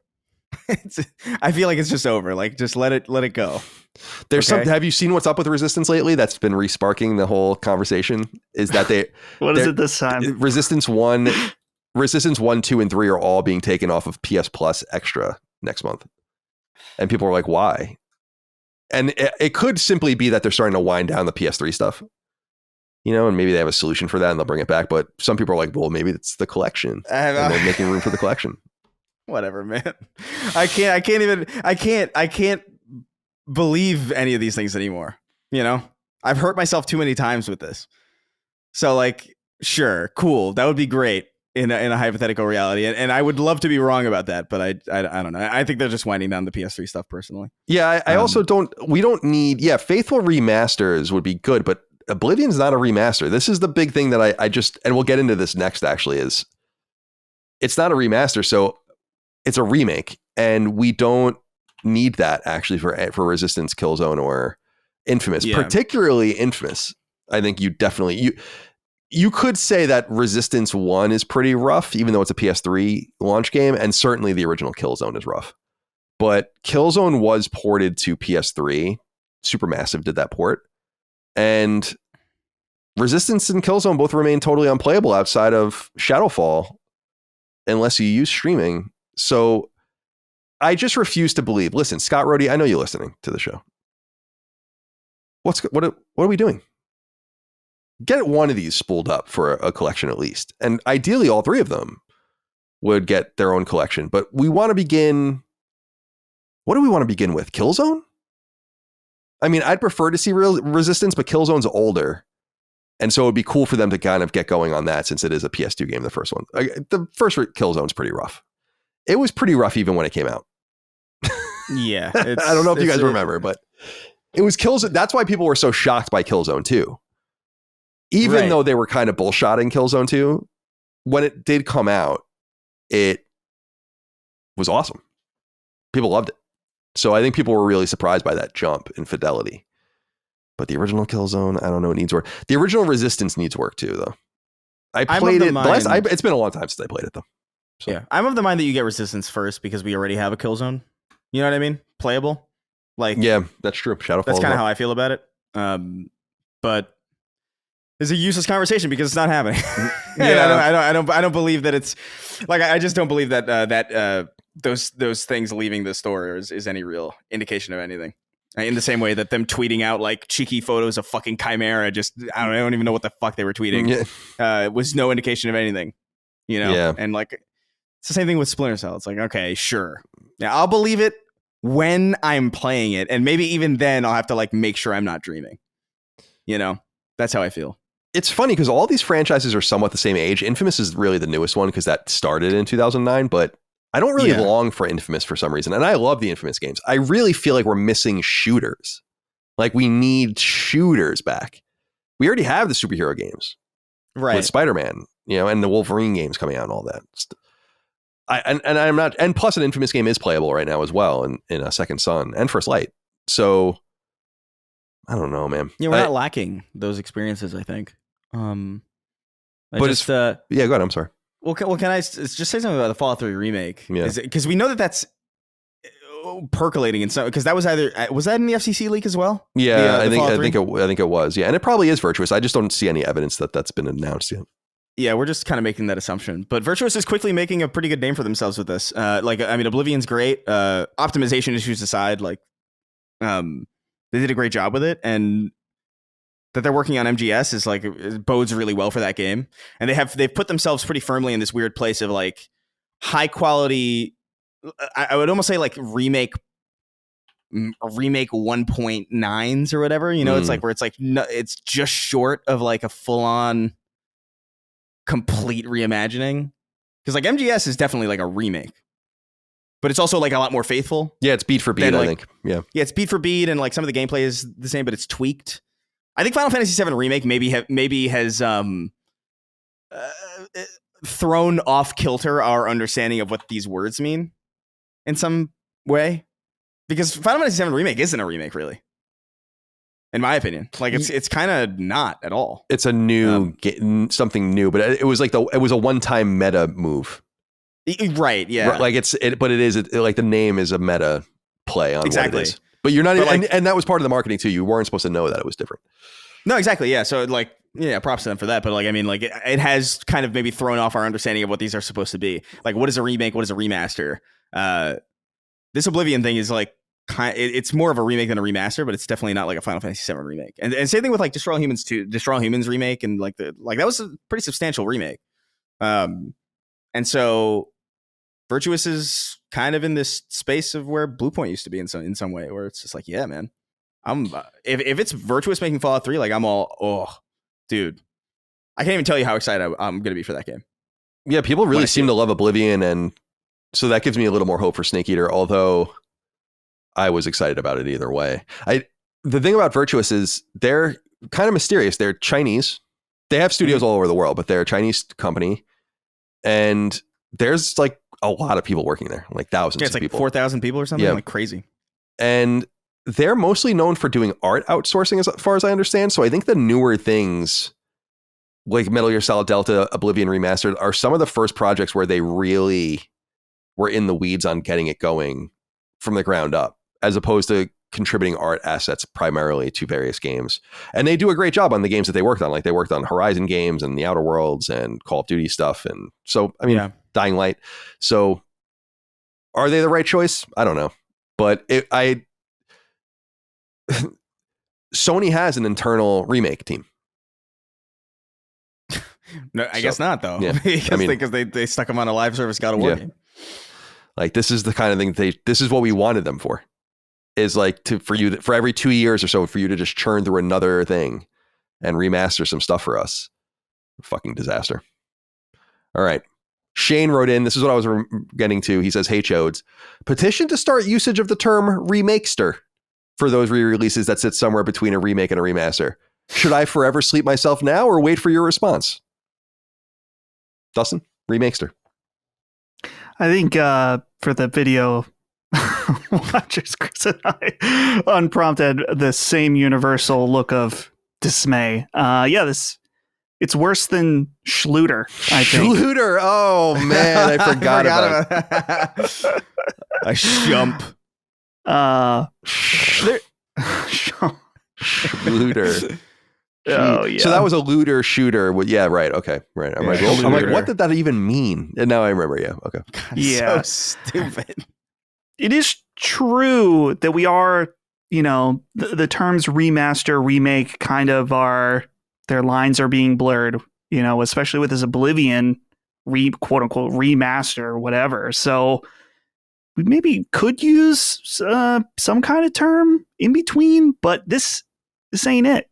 It's not that one. I've somewhat softened on my harshness on Oblivion getting the remastered moniker as opposed to the remake moniker, because it is probably somewhere in the space of, even legally, I don't know if this would be a thing where it's under the hood, the game's not remade, right? It's the same voice acting. and all the Well, rest. So well, no. Some of it is, but then they've gone in because I think the original Oblivion only had like I think like this is not a literal number, but like basically like 5 people doing the voices for everybody, and so like they've gone in and like hired new people to do like the different races. So like the I didn't know Argonians that. have, like, I thought it was all the same. no, this is exactly what I mean. Oh, This is okay. kind of why it's in this space of like I weird, see. where it's like I it see. is kind of it's like a I don't know. I think in some ways it is a remake, like full on, because they did do a lot of like under the hood. Like you can sprint now, which you couldn't do. Like there's dodging, and the game feels fundamentally different to play. But I think the issue really is that like it's just so they've kept so much faithful that it's kind of hard to distinct. Like if you really did remake this, why would you put this in here? You know, because it is janky as fuck, but it's also gorgeous. It's very weird. Chris, is Remakester the new Schluter? It is in the sense that we'll never use it. It is in the fact that it makes me want to unalive myself. Yeah, no, I think in some ways people are developers are getting cute with the way that they name these things. Like I do think like Final Fantasy VII Remake was like you mentioned earlier, meant as kind of like a red herring, kind of like a thing to make you believe one thing and experience a completely different thing. And that was part of the point of the game in some way. But I think they kind of did a similar thing here where they're like, hey, it's Oblivion remastered in a way to almost underpromise and overdeliver. Because I think when you hear Oblivion remastered, you kind of have an image in your head of like Skyrim Ultimate Edition, where like they kind of had like a sort of a new coat of paint on everything, but it's ultimately the same game, and maybe it comes with all the DLC or whatever, but maybe it's like up-res and it runs better and it feels a little bit more modern, but it's ultimately the same thing. This, they went in, they retooled the way the game feels, they retooled the entire UI, they retooled a lot of voice acting, and so it was a nice surprise to play something that was just labeled as a remaster or a remake or a remaster that ultimately ended up feeling like a full-on new, like this feels fundamentally different than what my memory of Oblivion was. Like, I don't know if everybody's going to feel that way, but I played the original Oblivion in 2006 or something. And I just like the first like 5 minutes of it, and I was like, this is unplayable. I can't do it. Like, I hate the way this feels, especially because at the time I was playing so many other first person games that felt miles beyond it. And even later on, like I think a couple of years ago, I tried Oblivion again, and I was just like, nah, man, this feels like ass to move around in. And Oblivion remake or remastered, like, dude, I'm jump shooting arrows at fucking wolves and shit. Like, it's like Cool. It's crazy how much better it feels. So like this is definitely like a remake, I think. But I think they just kind of played with the nomenclature to kind of set expectations at a certain place so that way they could blow past them. Shane, you may exist amongst the living for now. Dead Boy Brews wrote in and said, "What up, sluts? To dig up an old unanswered question of mine, can you think of a game that you picked up ironically or as a goof that you intended to play to laugh at and not with, but ended up genuinely impressed with? I had this happen with Brewmaster Brewing Simulator. I'm a brewer and thought that me and the boys would get some giggles out of what I expected to be utter trash. Turns out it's not only fun, but well made enough to help me stay fresh on brewing basics and formulas. I'll open up a vein in the bathtub and listen. Why you guys? It's getting dark out there. I know the economy's bad, but that's a wild one. Yeah, like just take it easy, you know?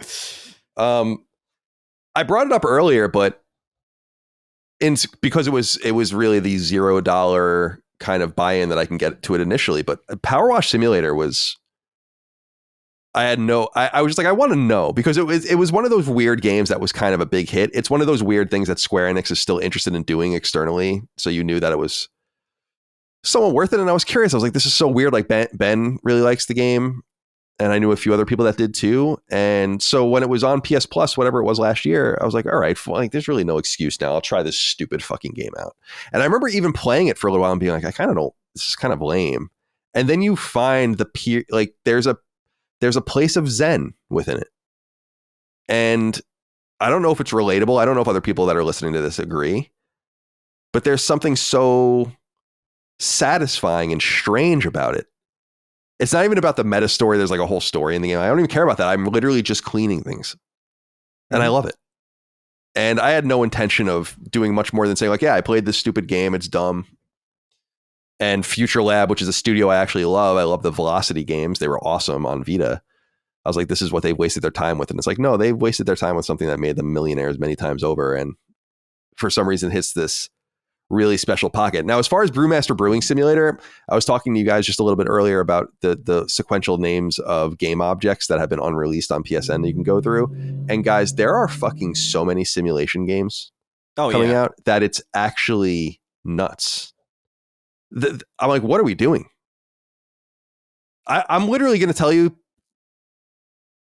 2/5 of the games on the list are simulators. Like these like budget simulation games with, you know, basic assets that they're taking off some sort of storefront and UI generated art for their covers. AI generated art, you mean? Oh, I'm sorry. Yeah, AI. I'm sorry. Pardon. Yeah. Bad stuff. Yeah. But I know that some of them in the seams are great. Like that card simulator game you like, Dustin, right? Wasn't that? Trading card shop simulator. Yeah. Like people really like that game. So I'm not saying it's all bad. Right. It's just crazy that this is like where people are looking to exploit. Do you remember? Yeah. Go ahead. Do you remember, Colin, that like it was one of the Let's Plays that we did, I think, of like or it was like a YouTube. Oh yeah, YouTuber? YouTube life. Yeah, YouTuber's life or whatever. That was a funny one. Yeah, you and I did that.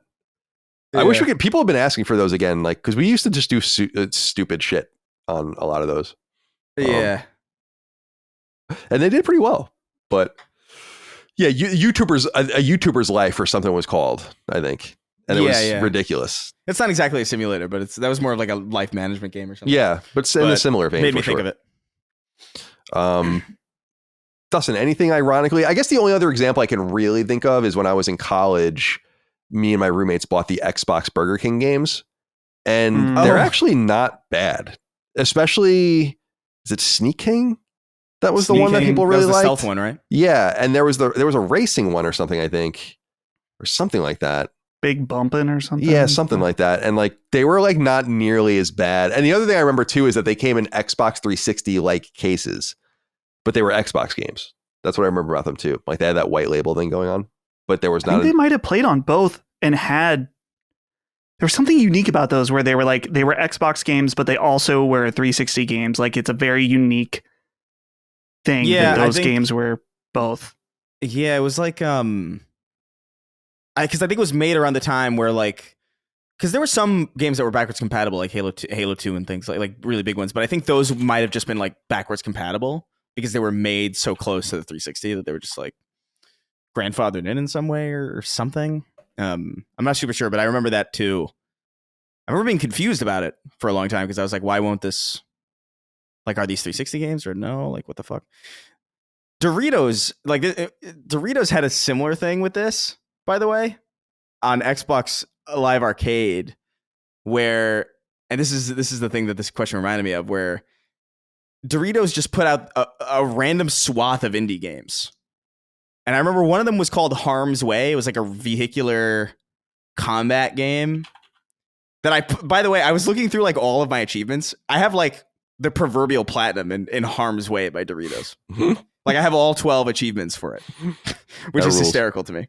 But yeah, Harm's Way and Doritos Crash Course, I remember, was like a big thing because that was like a Wipeout kind of like Ninja Warrior, like platformer kind of thing.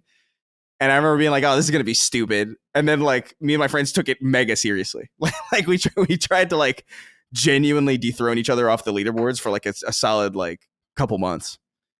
I think that game got a sequel too. Doritos Crash Course 2 exists. Yeah, it did, I think. Yeah. Which is so funny to they got to get some more like ironic licensing games going. Those are fun. They weren't bad at all. Like they were kind of good. There was a Sour Patch Kids game that Capcom did that wasn't very good. They can't be that serious. Yeah. That's why Sneak King was so good.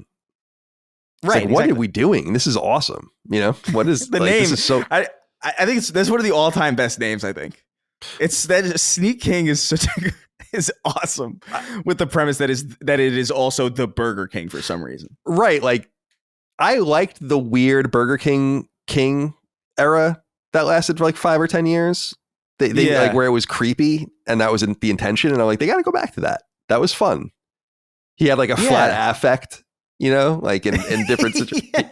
It's so silly.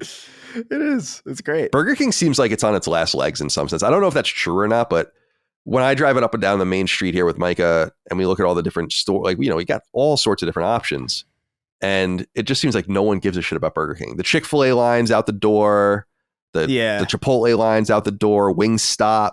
The McDonald's is bumping. Like everything's Five Guys, but no one cares about the Burger King. No one cares about the Wendy's. Yeah. Things are changing a little bit. They're the old guard in some way, and they're kind of feeble. I don't know. I have more of a relationship with Burger King than McDonald's over the course of my life because there was this one, you know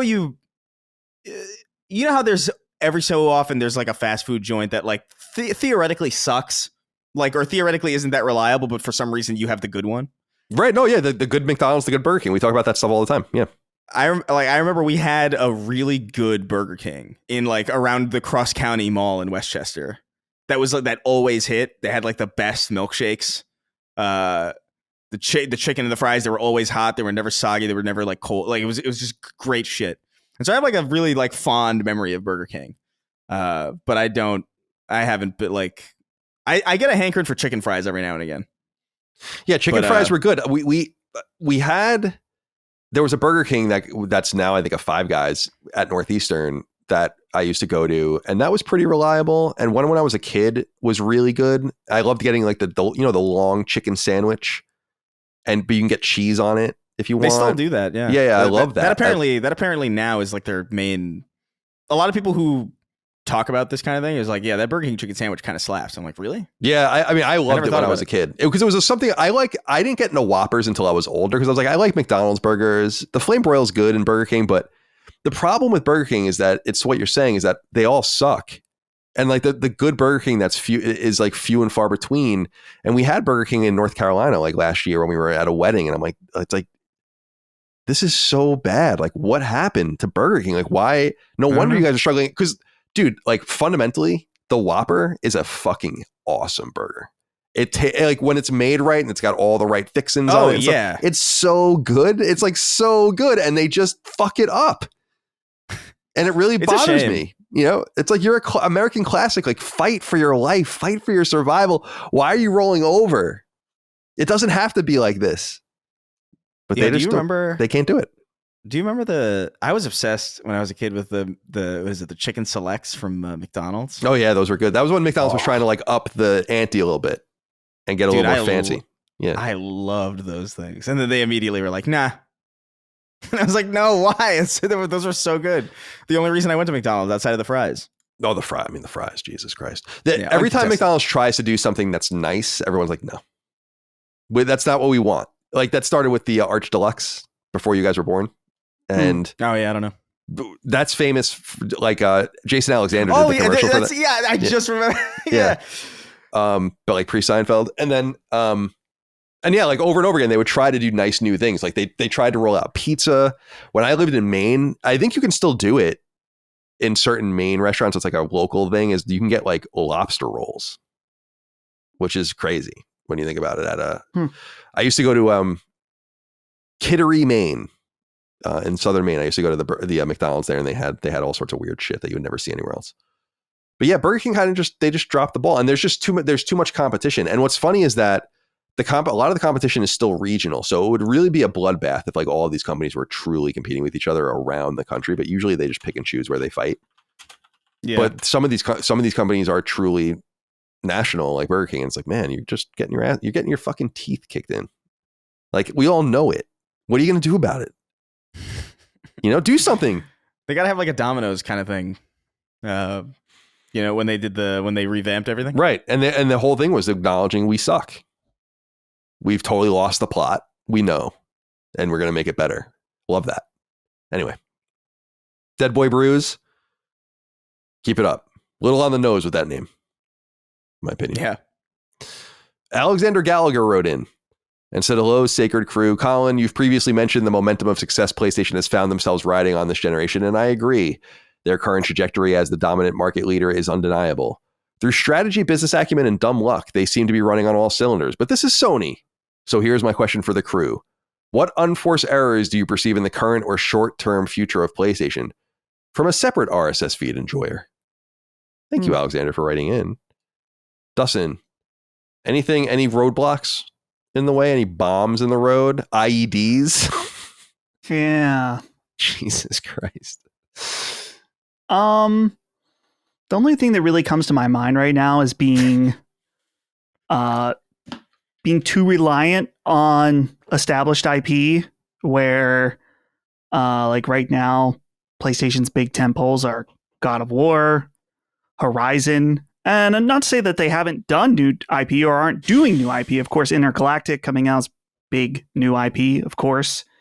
So yeah, just be careful. Don't overdo things because you don't want to end up in an Xbox situation where it's Halo, Gears, Forza, or Horizon, God of War, Gran Turismo, right? Trying to think.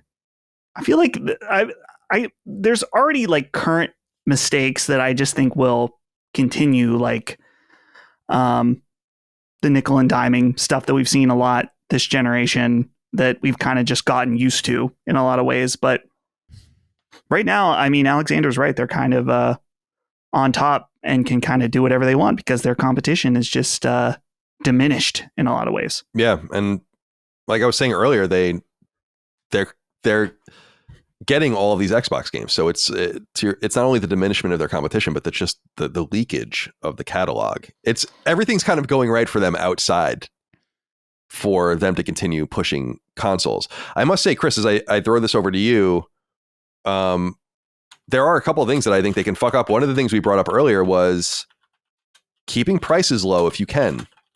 You obviously don't want to put yourself in a bad spot. They seem to have strategically prepared, at least in the short to midterm, for this eventuality with tariffs, and who knows if it will come to any sort of fruitful solution, but they have a pricing advantage now, and you'd think you'd want to press it as long as possible. So that would be a major thing that I think is actually developed for them just by the actions, not only of the market and the economy, but by their competitors raising prices.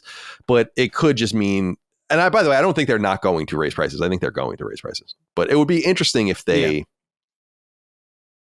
it would be interesting for them to really press that advantage. It would be kind of unusual. The other thing that I think is a bad idea, Chris, and I wonder what you think of this too, are the rumors that we brought up earlier in the show of this idea that there are studios now preparing for a 2027, like fall 2027 release for PlayStation 6. And I philosophically understand that. It will have been 7 years. That's traditional. But I would love for them to not press the issue. Let the PS5 float. Like people are enjoying it. Things are selling well, but I think there's also this feeling, especially amongst your hardcore, that you're going to rely upon for the new console to sell initially. There's a feeling, I think, amongst them that this generation doesn't have much of an identity. And you want to give it time to have more of an identity. I would really love to see this generation go 8 years. I think that would make all the difference. Because then by that point, you can't argue to say like, no, we'll still ride a PS5. It's like, dude, it's 8 years old. But I think there's a big difference between those two things. So that's what I would say. What do you think?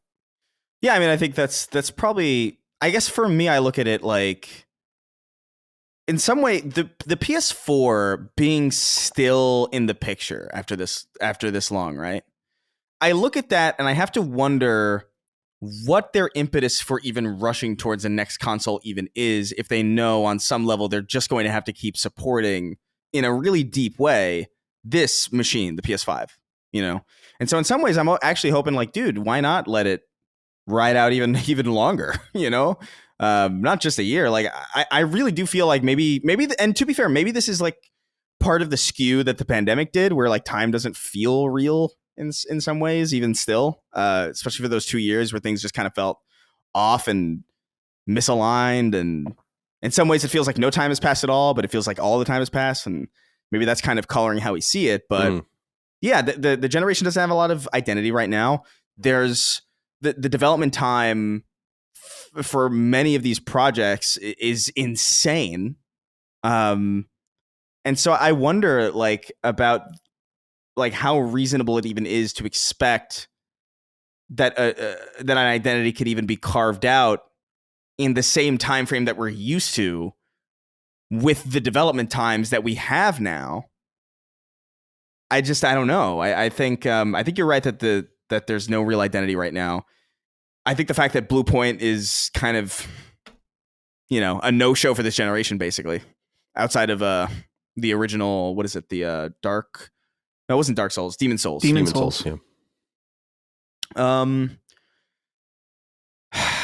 I don't know. I am not eager to rush on to the next machine. I'll tell you that. Me neither. Me neither. I will, but I'm not eager to do it. Yeah, I feel like I'm not even really close. I feel like I'm a good 3 years away from even beginning to feel that, quite frankly. Well, it's as we've long noted, there is just a series of diminishing returns on the machines. It's not the machine. It's not the PS5 itself. It's our experience of the machines over time. Mm-hmm. And the meteoric jumps are over. Right. And nothing's going to feel like the PS2 to the PS3 or the PS3 to the PS4 ever again. And certainly the PS4 to the PS5 didn't feel that way. And so there's that. But I also just think that I understand, I would like Sony to be able to carve out a better identity for the console in its later couple of years. And that might happen. But God, the 2020, so I fully believe the 2027 rumors. I believe them. I at least think that that's their intention now. But I hope that doesn't come to fruition. And that would be more like what, and it wasn't a good jump, obviously, but Xbox 360 to Xbox One was 8 years. And I think you could do it. I think you could easily stretch it out to 8 years. Yeah, I think you could even do better than that. But well, dude, I think you want people to be eager for the new machine. Right. You know what I mean? Like that's because when was how long has it been since the Switch? Yeah, that would also be. I was going to say that that's 8 years. Yeah, it's more than 8 years. Yeah, and it's spring 2017. So it's and people were eager for that thing way earlier, just because of the power differential of just the cadence of these machines and their corresponding generations. So I just feel like you want people to be eager for a new PlayStation before you even tell them that something's happening. I think it's always better to kind of want more than it is to just kind of be like, I'm good. Well, Alexander, we'll see what happens. I'm glad you're a separate RSS feed enjoyer. That makes me really happy. Eugene Aka wrote in with his final inquiry of the day here for us, the show. Greetings, Slitterati. You all talk about the potential of the traditional gaming market stagnating and the possibility of shrinking in the midterm. So I wonder, what's the best case scenario for the big three console manufacturers going forward? It seems as if there is strong evidence of the gaming audience shifting away from consoles and moving on to tablet, mobile, and PC gaming. With that said, could there be another major innovation to bring gamers back to traditional gaming, or will the industry move to more erratic and casual experiences that appease the upcoming generation? I'll hang myself and listen. Man. Everyone's upset. Yeah, and I can see that and I can sense that. I think this is a great question, Eugene. Because I don't believe that console gaming will ever recover. And so it's not that it's in a bad place now, it's in a great place now, but it's not going to be this cultural megaforce that somehow outpaces other forms of media or other forms of play. And you're right, mobile and tablet and stuff is less important, I think, than just PC gaming. Because that's the natural position. Like, there was a theory of the case 15 years ago or more that that console gamers would move to mobile. And it's like, well, that never made any sense to me. And that wasn't the case. But PC is a much more linear move. That makes a lot of sense. Steam is going to make a lot of sense to people that use Xbox or PSN. And so I don't think there's any spreading the field, actually. I think it is all decline from here. The question is can you stem the decline in some reasonable space where there's still plenty of money to be made by enthusiasts that buy a lot of content? It's never so much the hardware numbers that matter as much as hardware spreads the field for more people to spend money on the console. So if you retain your hardcore users, and this is what I think Xbox is experiencing right now, and why they really won't say much about what they're really doing, because they need to appease those people. If they lose those people, it's over for them as far as a console manufacturer is concerned. I think everyone needs to focus and double down on their hardcore audiences. Like, let's say like the 50% on each platform that really spends money and really engages. This is where things like PlayStation Portal come from. And I think by accepting that we've probably maxed out, like this next Switch will in no way, shape, or form sell 150 million units. That's my belief. Like, I just don't believe it. Not because it's not going to be great or people are going to love it, but because I think things are changing, like you're saying.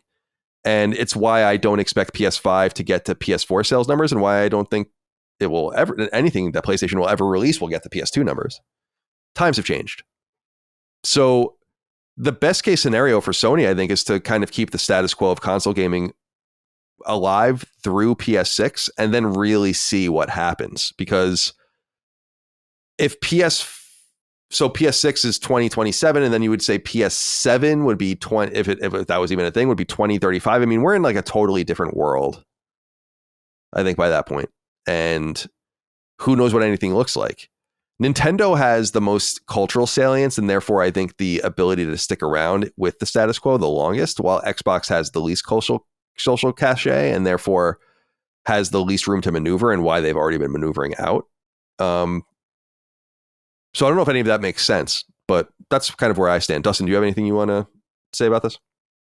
I think when I'm thinking about the future of consoles, I think that the potential meteor that could hit is PC gaming becoming more console-like. We've already started to see this with Steam Deck, and Steam Deck is by no means like a massive success. It's still a very niche product, but with Valve kind of priming itself to eventually be a more direct competitor, I'm sure they're working on some kind of console.